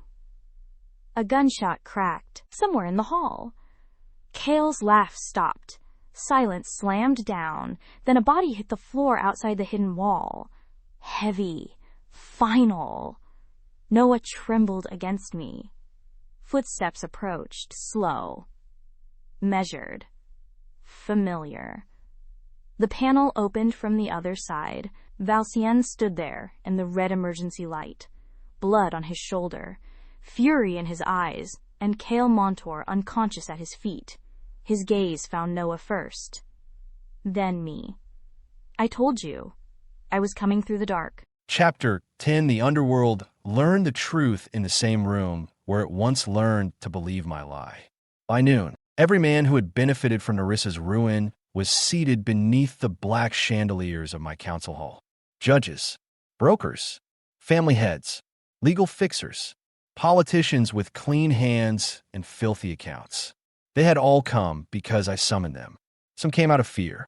Some came because they thought this was about Cale Montier being dragged unconscious from my family wing before dawn. Some came because they had spent 6 years mistaking my grief for blindness. And now they wanted to see how much I knew. Not enough. Not yet. But enough to start taking names. Nerissa stood near the side entrance with Noah pressed against her leg, one hand resting protectively on his shoulder. Marta stood behind them, pale but steady. Elaine Sutter sat at a table near the front, her folder open, her face stripped of every polished certainty she had carried into my estate the day before. Cale sat bound to a chair in the center of the room. Awake now, bruised, silent. His father, Dorian Montier, stood near the front row in a charcoal suit, his silver hair perfectly combed, his expression carved into expensive outrage. This is unlawful. I looked at him from the head of the table. No one else spoke. They knew better. Unlawful. I repeated. The word moved through the room quietly. A few men shifted in their seats. Good. Let them remember they had built entire careers on deciding which laws mattered and which could be sold. Dorian lifted his chin. You abducted my son. I glanced at Cale. He entered my home under false legal cover, breached a protected family wing, and attempted to take a child while armed men moved through my estate. Cale's jaw flexed. Dorian's eyes flicked toward him once, enough to confirm he had known. I looked to Elaine. Ms. Sutter. She stood slowly. Her hands shook around the folder, but her voice held. The emergency petition used to justify entry into the Dravik estate was supported by falsified evidence, altered photographs, and a digital seal belonging to a retired judge. The room tightened. Dorian's expression did not move. I respected that, only because it confirmed he was dangerous enough to stop pretending. Elaine continued. I also overheard Mr. Cale Montier refer to the minor child as leverage and admit he remained close to Miss Avelune for strategic reasons connected to the child's biological father. A ripple passed through the room. There. Let them look. Let them see the child they had reduced to a file. Noah pressed closer to Nerissa. My restraint sharpened into pain. I wanted him upstairs, safe, far from these carrion men in tailored suits. But Nerissa had asked to stay. No, she had not asked. She had told me. He needs to see that truth can stand in a room, too. I had wanted to refuse. Instead, I had nodded. Now my son stood where powerful men could see him, not as a weak point, but as evidence that the past had a heartbeat. Dorian Montier smiled slightly. An emotional misinterpretation from a frightened evaluator is hardly proof. No, it is not. His smile deepened. Mistake. I reached for the remote on the table and activated the screens behind me. The first image appeared. Nerissa 6 years ago. Rain-soaked, broken, leaving my estate. A sound moved through the room. Nerissa's fingers tightened on Noah's shoulder. I did not look at her yet. If I did, I might stop. And this needed to be done publicly because I had ruined her publicly, even if the first wound happened behind closed doors. These photographs were submitted yesterday to paint Nerissa Avelune as unstable. They were taken 6 years ago outside my estate on the night I accused her of betrayal. Dorian's smile thinned. The next screen changed. Metadata, timestamps, payment transfers, security routing. These photographs were purchased by a shell firm connected to Montier Legal Holdings 3 days after they were taken. The room shifted, not loudly. Powerful men rarely gasped. They recalculated. I moved to the next file. Bank transfers used to implicate Nerissa were routed through an account created after the payments supposedly occurred. Next, surveillance timestamps were altered. Next, burner phone records were generated from cloned call data. Next, warrants were sealed by a judge who received political donations through Dorian Montier's foundation. Dorian remained standing, but his son had gone pale. Good. Cale had the weaker spine. that made him useful. I walked around the table slowly until I stood directly behind Cale's chair. He stiffened. Nerissa Avelune did not betray me. The room went utterly still, not because they cared about her innocence, because they understood what it meant that I was saying it here, in front of all of them, with my son watching. She was framed by men who understood my pride better than I understood her fear. My voice did not rise. It did not need to. She was threatened. Through her brother. Her silence was not guilt. It was sacrifice. Nerissa made a small sound behind me. I did not turn. Not yet. If I looked at her, I might lose the sharpness. And the sharpness was all that kept my voice steady. I cast her out. While she was carrying my child, the room changed again. This time, they looked at Noah. I felt it like knives. My hand curled once at my side, then relaxed. Noah did not hide. He held Nerissa's hand and stared at the men before him with solemn, frightened eyes, braver than all of them. I gave orders that if she returned, she was to be removed before I saw her face. The words tasted like ash. She did return, pregnant, alone, afraid. My orders sent her away. Silence. Real silence now. Even Dorian no longer looked amused. Good. I stepped away from Cale and faced the room. I did not fail because I was deceived. I failed because I chose judgment over trust. I failed because I loved a woman and still believed the worst of her when fear made her silent. I failed because power made me arrogant enough to think truth would always arrive dressed in proof. My gaze found Nerissa then. Her face had gone pale. Her eyes shone. No forgiveness there. But she was listening. That mattered. She paid for my failure. Her brother paid for my failure. My son paid for my failure. Noah's fingers tightened around hers. My chest hurt.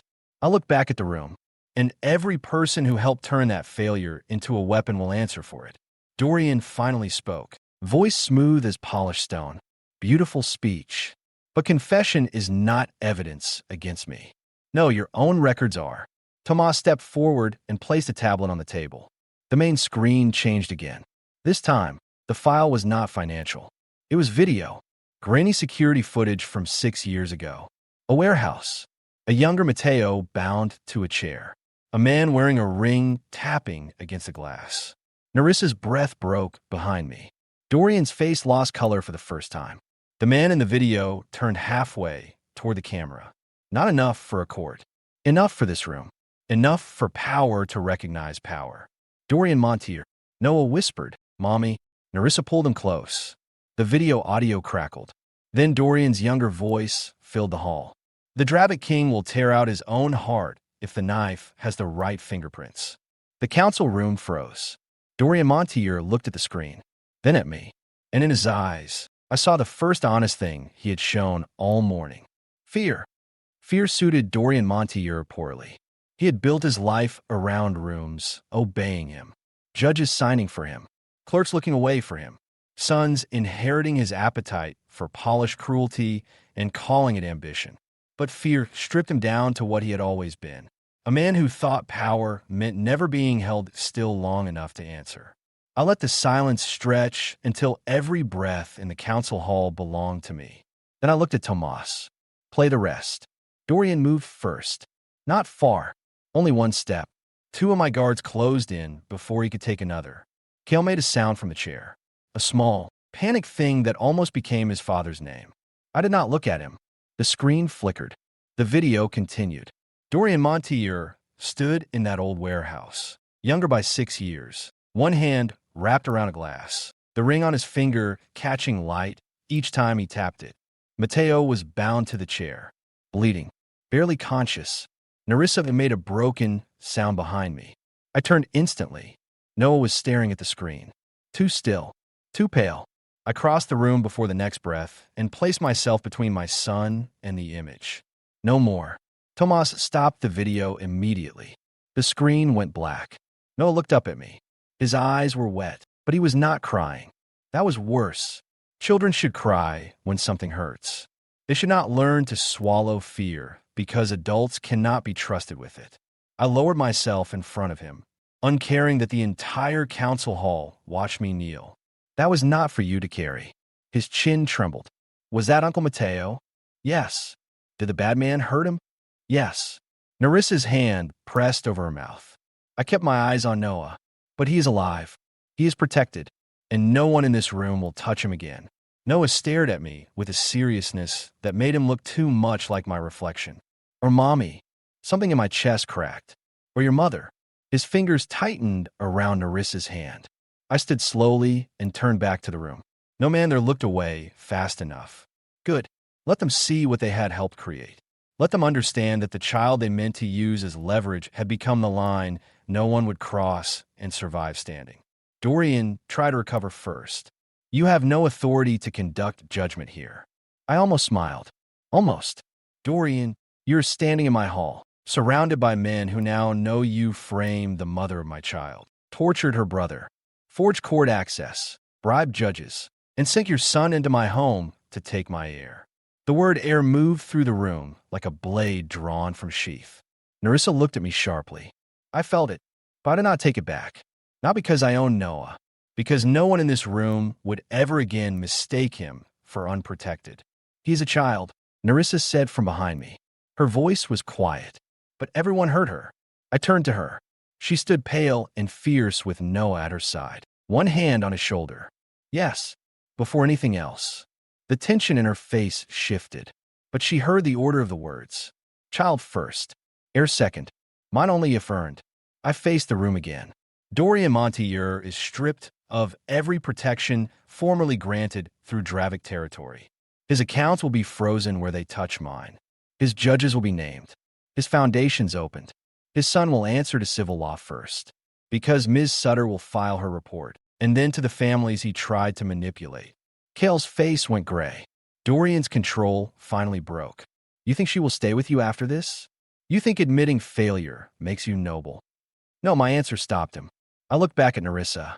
She looked exhausted, beautiful, devastated in ways I had caused and ways I could never fully repair.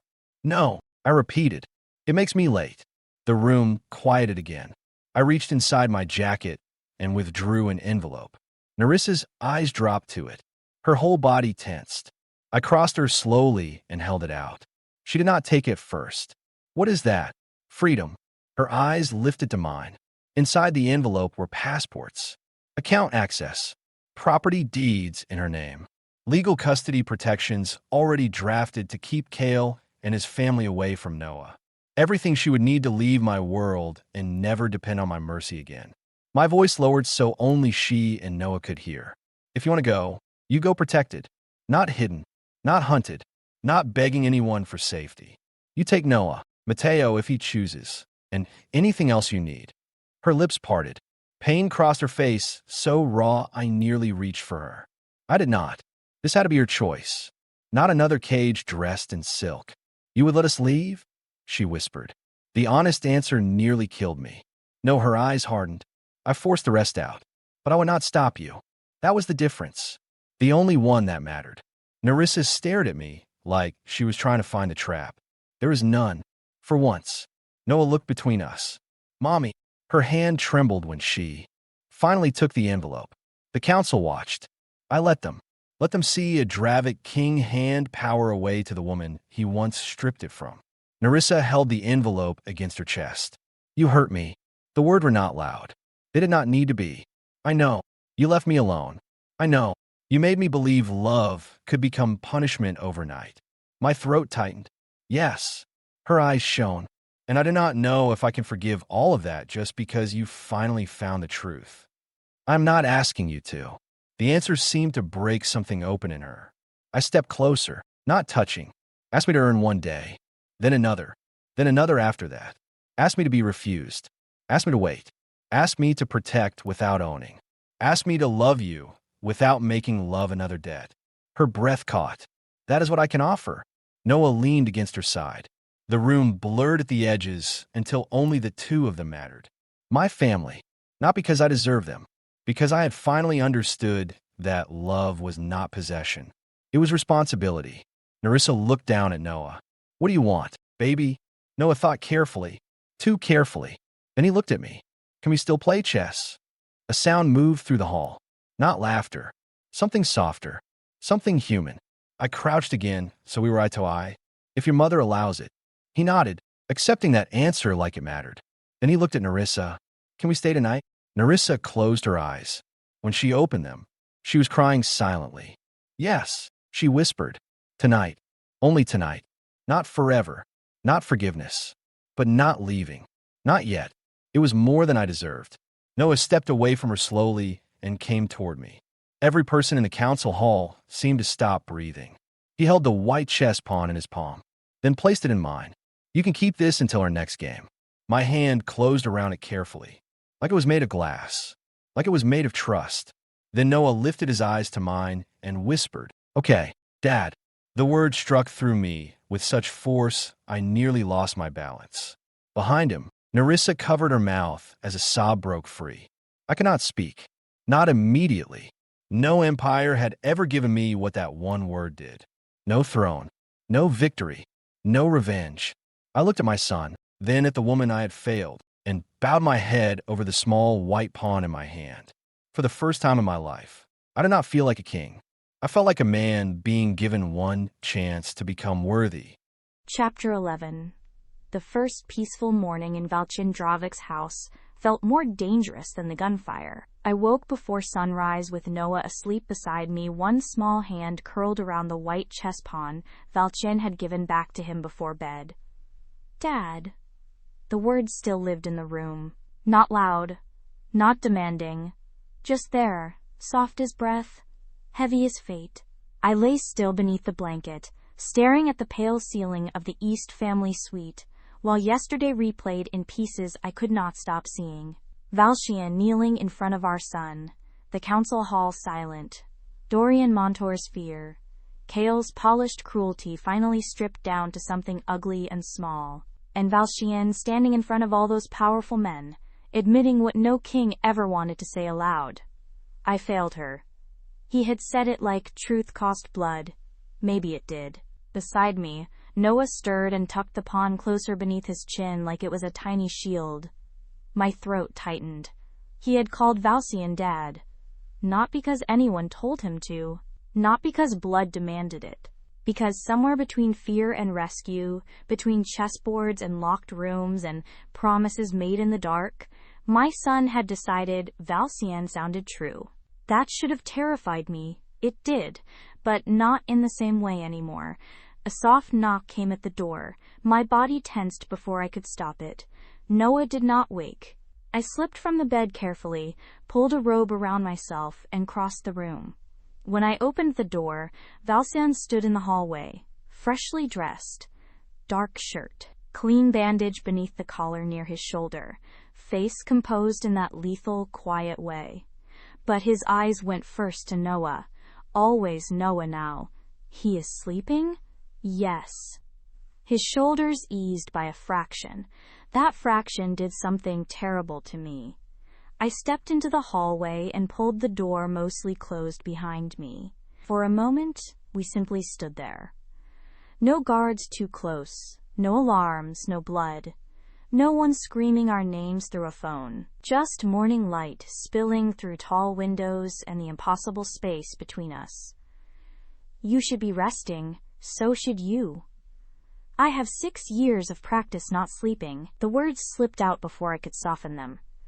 Valcien absorbed them without flinching. That was worse somehow. I know. You say that a lot now. Because I should have said it sooner. My chest tightened. There it was again. The man who did not defend himself. The man I did not know how to fight because he had stopped giving me hard edges to cut myself against. I looked away first. Downstairs, somewhere distant, voices moved through the estate. Controlled. Low. Orderly. What happens now? Dorian Montour's accounts are locked. Kale is in custody under layered charges he cannot buy his way out of easily. Elaine Sutter filed her preliminary report before dawn. And the men inside your organization? His jaw hardened. Being found. That is not an answer. It is the only one I can give without turning this hallway into a war room. I almost smiled. He saw it.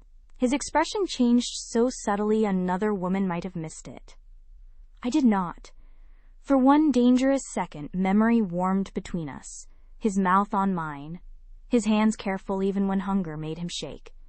His body curved around mine afterward, like repentance could become shelter if he held still enough. I wrapped my robe tighter. Valcien's gaze dropped to the movement, then lifted again. No pressure, no claim. That restraint made him harder to survive. "I have papers for you." The warmth vanished. I looked at him sharply. "More freedom?" "Yes." The answer was immediate, painfully honest. My fingers tightened around the robe belt. "Valcien?" "No contract, no debt, no condition." His voice stayed low. "The estate in Vermont is yours if you want distance. The city apartment near Mateo's clinic is yours if you want independence. Noah's custody protections are yours regardless of whether you stay here." My throat thickened. He kept going, each word controlled like he had rehearsed them and hated every one. "You will have money no one can freeze. Security you can dismiss. Doctors you choose.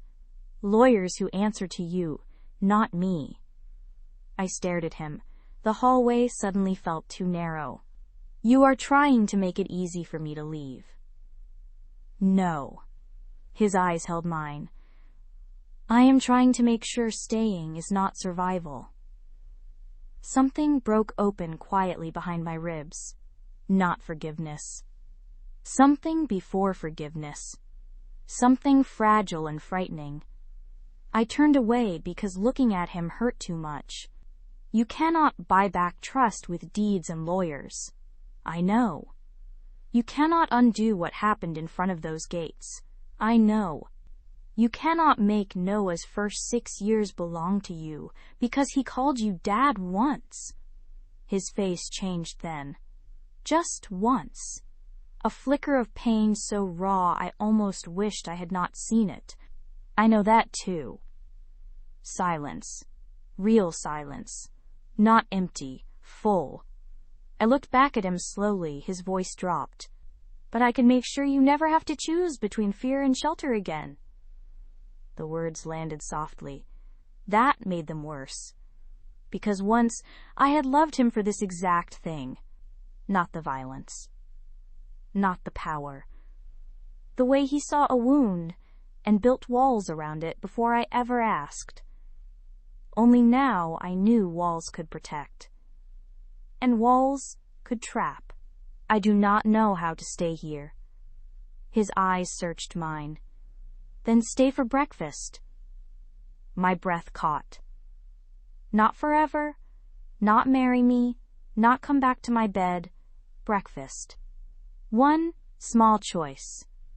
One morning. One step. The door behind me opened. Noah stood there, barefoot, hair messy, stuffed wolf in one hand and the pawn in the other. He looked between us. "Is there breakfast?" Valcien's face softened. "Not much. Enough." "Yes." Noah looked at him carefully. "Can there be chocolate toast?" Valcien's mouth moved faintly. "If your mother allows it." Noah turned to me. Hopeful, still cautious, still my baby. And suddenly I understood what Valcien had done. He had made the choice mine. In front of Noah. In front of himself. I swallowed around the ache in my throat.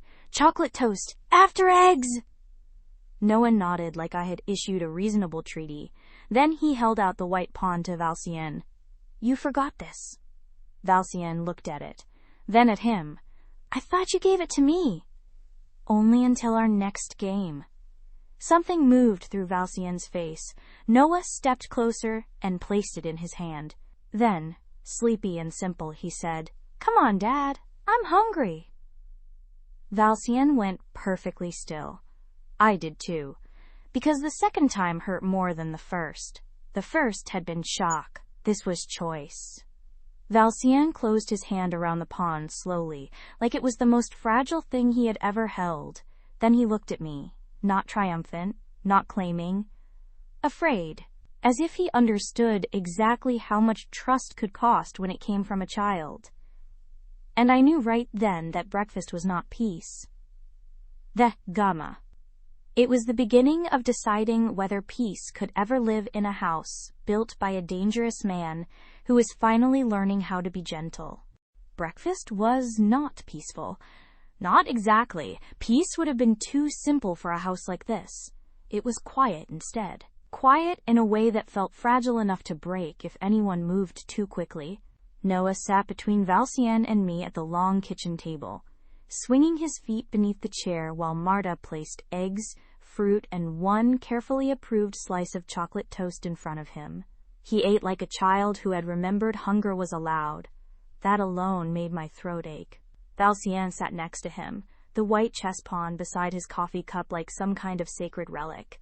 He wore power the way other men wore clothes, but this morning he kept his voice low, his hands visible, his attention fixed on Noah, without smothering him. Every few minutes Noah looked at him, then looked away, then looked again, learning him, testing whether he would stay. I understood that too well. "Do you always eat breakfast here?" Noah asked. Valcien glanced around the kitchen. "No." "Where do you eat?" "My office." Noah frowned. "That sounds sad." Marta turned away too quickly. I pressed my lips together. Valcien looked at our son with grave seriousness. "It was efficient." "That still sounds sad." This time I almost smiled. Valcien's gaze flicked to me, caught it, held it. Something warm and dangerous moved through the air before I looked down at my tea. Noah took a bite of chocolate toast and got powdered sugar on his nose. Valcien stared at it like he was witnessing a miracle and a crisis at the same time. "You have something there." Noah wiped the wrong cheek. "No." "The other side." Noah wiped his chin. Valcien looked at me, silently helpless. And there he was. Not the king, not the Don. A man confronted by powdered sugar and defeated by fatherhood before 9 in the morning. I reached over with a napkin and gently wiped Noah's nose. "There." Noah grinned. An actual grin. Small, crooked, beautiful. Valcien went completely still. I saw it hit him. The lost years, the birthdays, the mornings, the simple things grief could not return. Noah did not notice. He went back to eating. I did notice, and I hated that part of me wanted to reach across the table and touch Valcien's hand. Not to forgive him, just to keep him from drowning in a silence he had finally earned. But I did not touch him. After breakfast, Noah begged for the promised chess game. Valcien agreed with the solemnity of a man entering a treaty negotiation. They played in the library while I stood near the shelves, pretending to look at books. The estate moved around us. Quiet footsteps. Low voices, security settling into a new rhythm. Danger still existed outside these walls. Men were still being found. Files were still being opened. Kale and Dorian Montour were not magic dust simply because Valcien had exposed them. But for 1 hour my son sat across from his father and argued about pawns like the world had not tried to make him afraid. "You cannot move that one like that," Noah said. Valcien looked down at the board. "Why not?" "Because it is mine. That is not a chess rule. It is my rule." Valcien's mouth almost curved. "Your mother teaches dangerous politics." Noah looked proud. "Mommy is very smart." "Yes," Valcien said quietly. "She is." The words found me across the room. Softly, without demand, my fingers tightened around the book spine. Noah leaned closer to the board. "Did you love Mommy before?"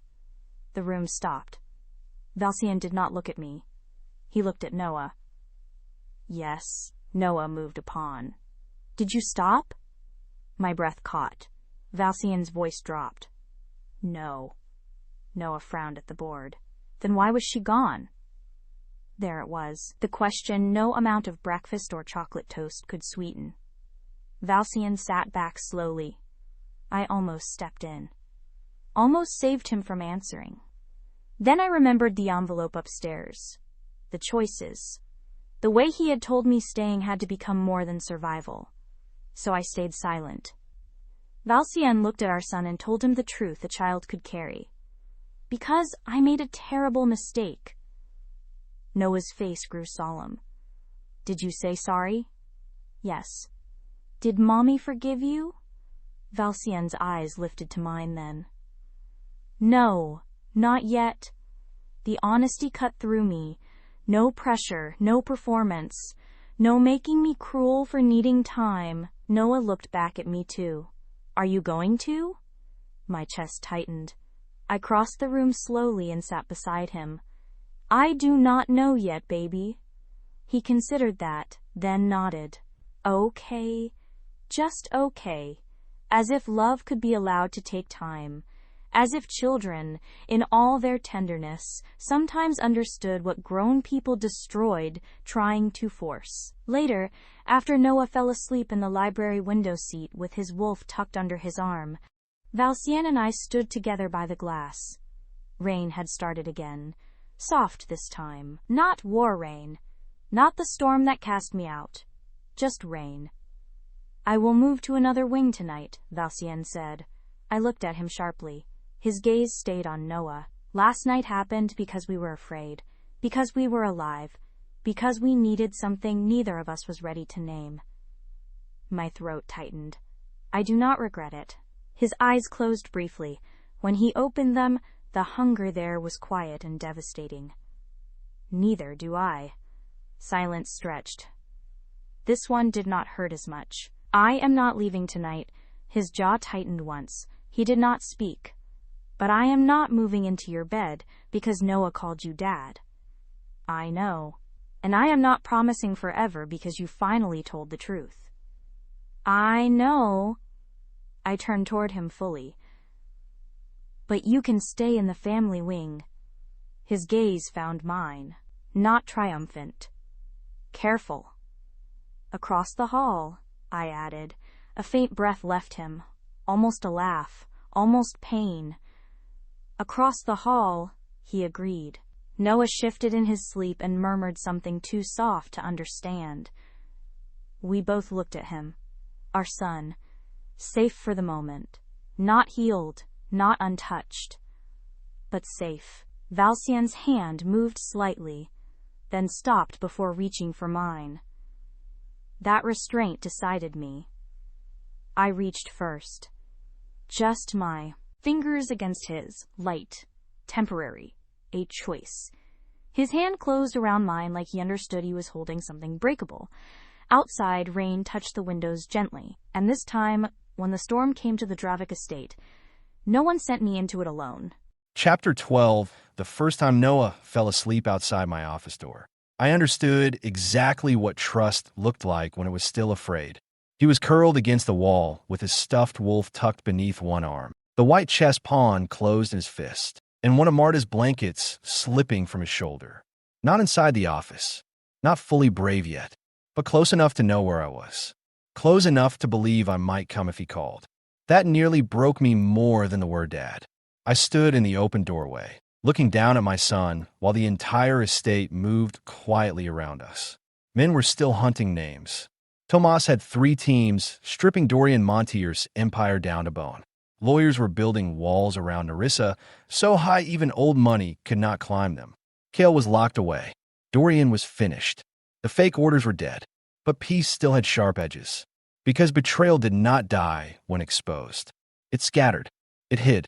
It waited for careless men to think the worst was over. I was no longer careless. Marta appeared at the end of the hall with a tray in her hands. She stopped when she saw Noah asleep on the floor. Her face softened. He came looking for you, she whispered. My throat tightened. How long? 20 minutes. I looked down again. 20 minutes. A small number. A lifetime, if a child spent it wondering whether someone would leave. He should have come inside. Marta's gaze lifted to mine. Gentle, but not weak. He will. The certainty in her voice made my chest ache. I crouched slowly and slid one arm beneath Noah's back, the other under his knees. He stirred but did not wake. His head fell against my shoulder with a trust so unguarded, I went still. Warm. Small. Mine. No. Not mine like property. Mine like responsibility. Mine like a promise I would spend the rest of my life proving I deserve to keep. I carried him down the hall toward the family wing. Nerissa's door was open. She stood near the window in a soft blue robe, arms folded, watching the rain fall over the gardens. She turned when I entered. Her expression changed the moment she saw Noah in my arms. Not fear, something quieter, something I did not trust myself to name. He fell asleep outside my office. Her eyes moved to Noah's face. He does that when he wants someone, but does not want to ask. The words entered gently. They left damage. I crossed to the bed and laid him down with careful hands. Nerissa came beside me, tucked the blanket around him, and brushed curls back from his forehead. Our hands nearly touched. Neither of us moved away. The room held its breath. Noah sighed in his sleep and turned toward me. Nerissa saw it. I saw her see it. Pain flickered across her face. Then tenderness. Then fear. Always fear at the edge of tenderness. I understood now. Love had cost her too much to arrive without warning. She straightened slowly and stepped toward the sitting room attached to the suite. I followed, leaving the bedroom door open behind us. The rain made the windows silver. For a moment, we stood in silence, close enough to feel the heat of each other, but far enough to pretend we were still careful. Then she said, "Matteo called." My focus sharpened instantly. "When?" "10 minutes ago. Marta brought the phone while you were in your office." "Is he safe?" "Yes." Her mouth tightened, bruised, angry, making terrible jokes. So alive. Relief moved through me cleanly. I had already heard the medical report from Tomas, but hearing it from her mattered differently. "He wants to see Noah tomorrow." "He can." Her eyes lifted to mine. "You are not going to argue?" "No, or say it is unsafe." "It is unsafe." I held her gaze. "But he is Noah's uncle, and Noah has lost enough people to fear." Something in her expression softened before she caught it. "You are learning." "I am trying." The word stayed between us. Trying. Not enough, but real. She walked to the small table where an envelope rested beside untouched tea. The same envelope I had given her in the council hall. Freedom. Still unopened. My chest tightened. "You did not read it." "No, I kept my voice steady." "Why?" Her fingers rested on the envelope but did not lift it. "Because if I open it, then I have to decide what to do with it." "You do not have to decide tonight." "I know." But she did not sound comforted. She sounded tired of choices that could destroy lives. I stepped closer. "Nerissa." She shook her head once. "Do not make that voice gentle." I stopped. Her laugh was quiet and broken. "I do not know how to survive you, gentle." That landed deeper than accusation. I deserved her anger. I knew what to do with anger. This was different. This was the woman I loved standing in a room I had given her, telling me my gentleness hurt because it arrived after she had learned to live without it. I looked toward the open bedroom door. Noah slept peacefully. "For now, I can leave." Her eyes snapped back to mine. "Across the hall." I added, "Farther, if you want." "I did. Not ask you to leave." "No," my voice lowered. "But I'm trying to hear what you do not ask for too." Her lips parted slightly. The air shifted, not toward forgiveness, toward danger of another kind. The kind that lived in quiet rooms after war, when two wounded people remembered they were still alive. I should have stepped back. I did not. Neither did she. Her gaze dropped briefly to my mouth. My control tightened. "Nerissa." She closed her eyes at the sound. "Do not," she whispered. "Do not what?" "Make me want things before I know if I can forgive you." That should have stopped me. It did, but did not stop the truth from leaving my mouth. "I do not need your forgiveness to want you." Her eyes opened. "I need it to deserve you." The room went very still. Her breath trembled once. Then Noah stirred in the bedroom, murmuring softly in his sleep. Both of us turned toward him. The moment broke, but did not disappear. It stayed under my skin. Then my phone vibrated. "Tomas." I answered quietly. "Speak." His voice came clipped. "We found the internal leak." Nerissa went still. I looked at her. "Who?" Then Tomas said a name I had trusted for 15 years, and the floor of my empire shifted beneath me. "Tomas." "Repeat that." Nerissa's face changed. She knew my voice. She knew when something inside me had stopped being a man and become a blade. On the other end of the line, Tomas did not hesitate. Gregor Vane. For a moment, the room had no sound. Not the rain. Not Noah's breathing from the bedroom. Not Nerissa's soft inhale beside me. Gregor Vane, my father's old captain. The man who had stood beside me when I took the Dravik throne. The man who trained half my guards. The man who knew which doors led to the family wing. Which codes sealed the panic rooms. Which names moved in and out of my private circle. 15 years. 15 years of loyalty. Or 15 years of pretending. My hand closed around the phone until the edges bit into my palm. Proof. Tomas's voice stayed controlled. Enough. Payment trails through 3 debt accounts. Access logs tied to the East Service gate breach. Old message fragments matching the phrase Mateo remembered. He was the one who fed Dorian Montier the original route information. The room tilted beneath my feet. The original route information. The leaks. The dead men. The frame. Nerissa. My son. Everything led back to a man who had stood close enough to see me bleed and handed the knife to my enemies. Where is he? North garage. He's trying to leave. I turned for the door. Nerissa caught my arm. Valcien. I stopped because her hand was on me. Because Noah slept 20 feet away. Because the old me would have already been gone. Her eyes searched mine. Do not become someone Noah has to fear. The words struck deeper than any warning could have. Now do not go. Now do not punish him. Do not become someone Noah has to fear. My son's voice echoed in memory. You will not let him make mommy cry again? I looked toward the bedroom. Noah slept curled around the white pawn and his wolf, trusting that the adults in the next room could hold the world steady long enough for him to rest. That trust was still new, still fragile. I could not stain it with the man I used to be. I looked back at Nerissa. I'm going to stop him. Her fingers tightened. And after, the answer rose easily. Too easily. The old answer. Blood. Silence. A body removed before dawn. But Nerissa stood in front of me in a blue robe with stormlight in her hair. And for once, I understood that revenge was not the same thing as repair. After, he answers where Noah can one day know truth won over fear. Her throat moved. She released my arms slowly. I left before I could touch her, before I could ask for something neither of us was ready to give. The estate moved around me as I descended. Guards stepped aside. Radios went quiet. Every man in the hall knew. Betrayal inside a Mafia house had a scent. Metallic. Cold. Personal. The north garage doors were half open when I arrived. Rain blew in under the awning, misting the polished black cars lined beneath low security lights. Gregor stood near the far exit with a small bag in one hand and a gun in the other. He did not aim it at me.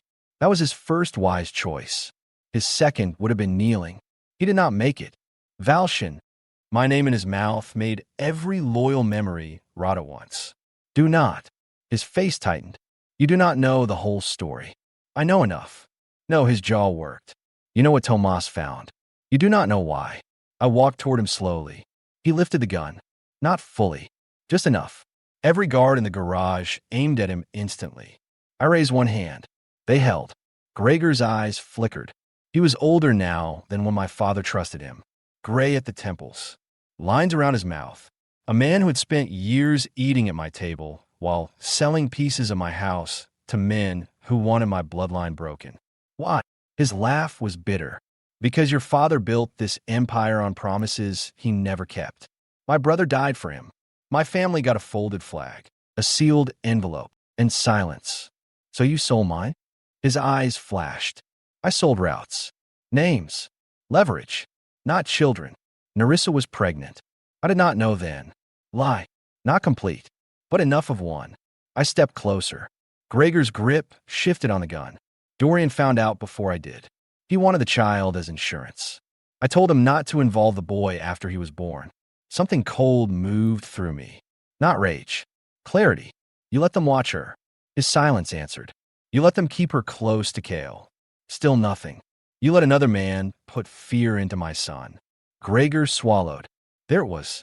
Guilt. Too small. Too late. I thought if the boy stayed hidden. He lived.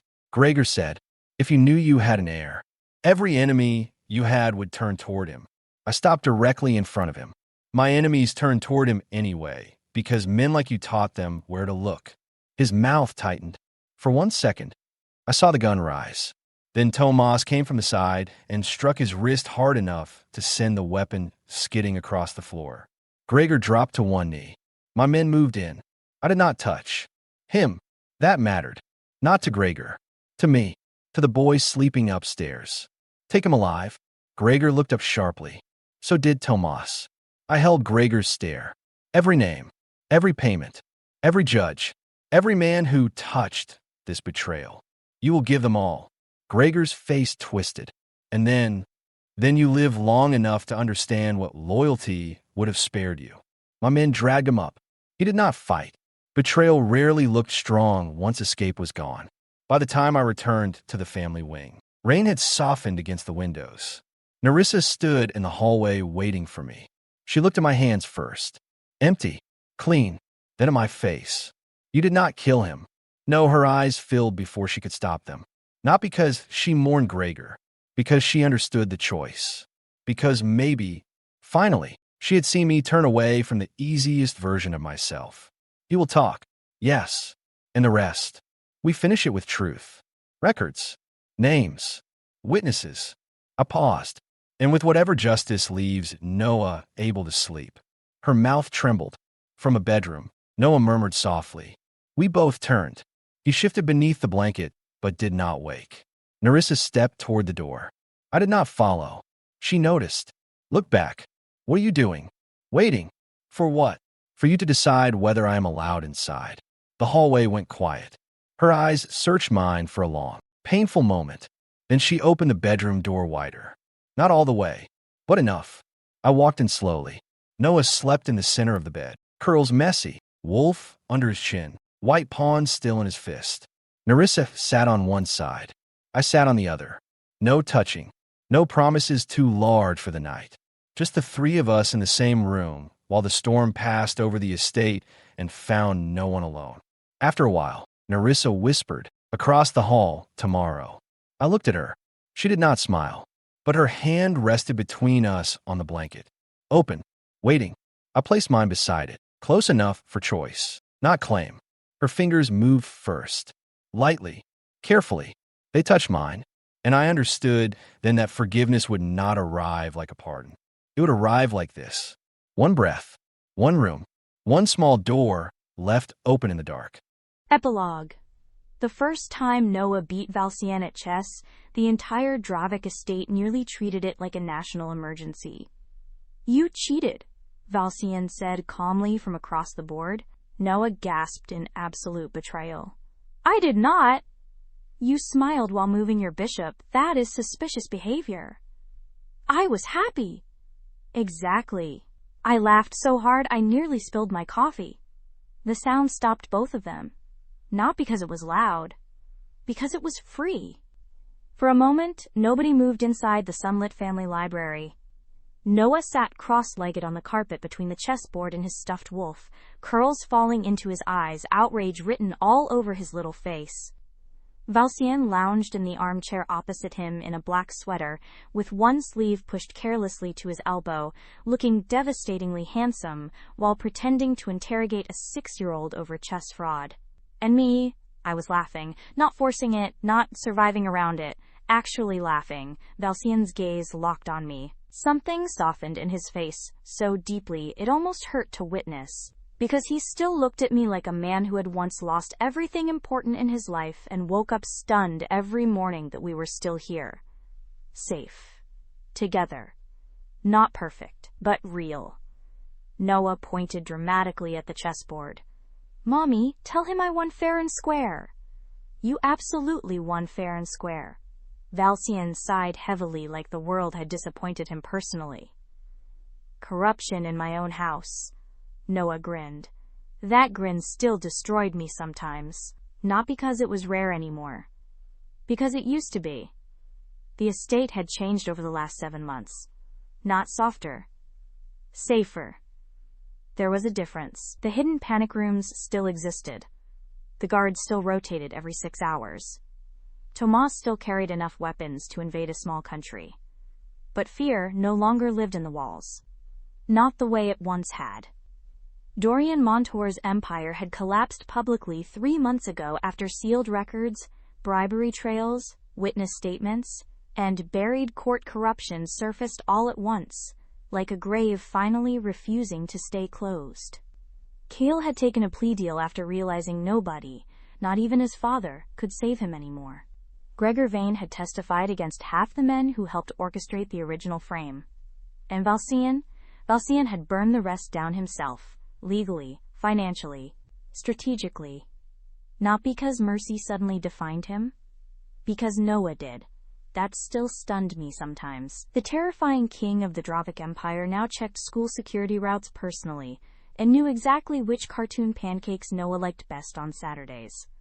Life was strange, beautiful, terrifying, healing. "Mommy," Noah whispered loudly, "I think he's losing on purpose now because he's emotional." Valcien looked deeply offended. "I have never been emotional in my life." "That's not true," I said before thinking. His eyes lifted to mine immediately. The room shifted. Even now, even after months, one look from him could still make my pulse stumble, like my body remembered him faster than my mind did. Noah squinted suspiciously between us, then his face lit with wicked understanding. "Oh?" Valcien narrowed his eyes. "That expression concerns me." Noah giggled. Actually giggled. There were nights I still lay awake listening for signs fear had returned to him, watching his bedroom monitor after nightmares, memorizing every peaceful breath, because once upon a time my son learned silence meant danger. But not anymore, not like before. Marta entered the library carrying fresh tea. "Mateo is here!" Noah exploded upright immediately. "Uncle Tio!" He ran from the room like a tiny hurricane. Valcien leaned back in the chair, watching him go. Our eyes met again once Noah disappeared into the hall. Silence settled between us. Warm silence now. Not sharp. Not fragile. Just full. "You look happy." The words caught me off guard. Not because of what he asked, because of how carefully he asked it. Like happiness was still something he feared to touch too suddenly around me. I set my coffee down slowly. "I am." His throat moved once. The sunlight spilling through the tall library windows caught the silver at his watch and the faint scar near his shoulder from the night. Everything almost ended. "You still look surprised when I say things like that," I murmured. "I am surprised." "Why?" His gaze held mine with that devastating honesty he learned too late, and wielded too carefully now. "Because there was a time I thought I destroyed your ability to feel safe beside me forever." Emotion tightened my chest instantly. I stood slowly and crossed the room toward him. Valcien watched every step like he still could not believe I would willingly come close. That nearly broke my heart every single time. When I reached him, he opened his legs slightly without thinking, making space for me between them. Instinct. Home. I rested my hands against his shoulders. "You did destroy something." Pain flickered across his face immediately. I touched his cheek before he could hide it. "But you rebuilt differently afterward." His eyes closed briefly at my touch. "Still like this. Still affected." "Good." He opened them again slowly. "Is it enough?" The question lived deeper than the words. Not about the estate. Not about the war. Not even about us. Enough for forgiveness. Enough for love. Enough for forever.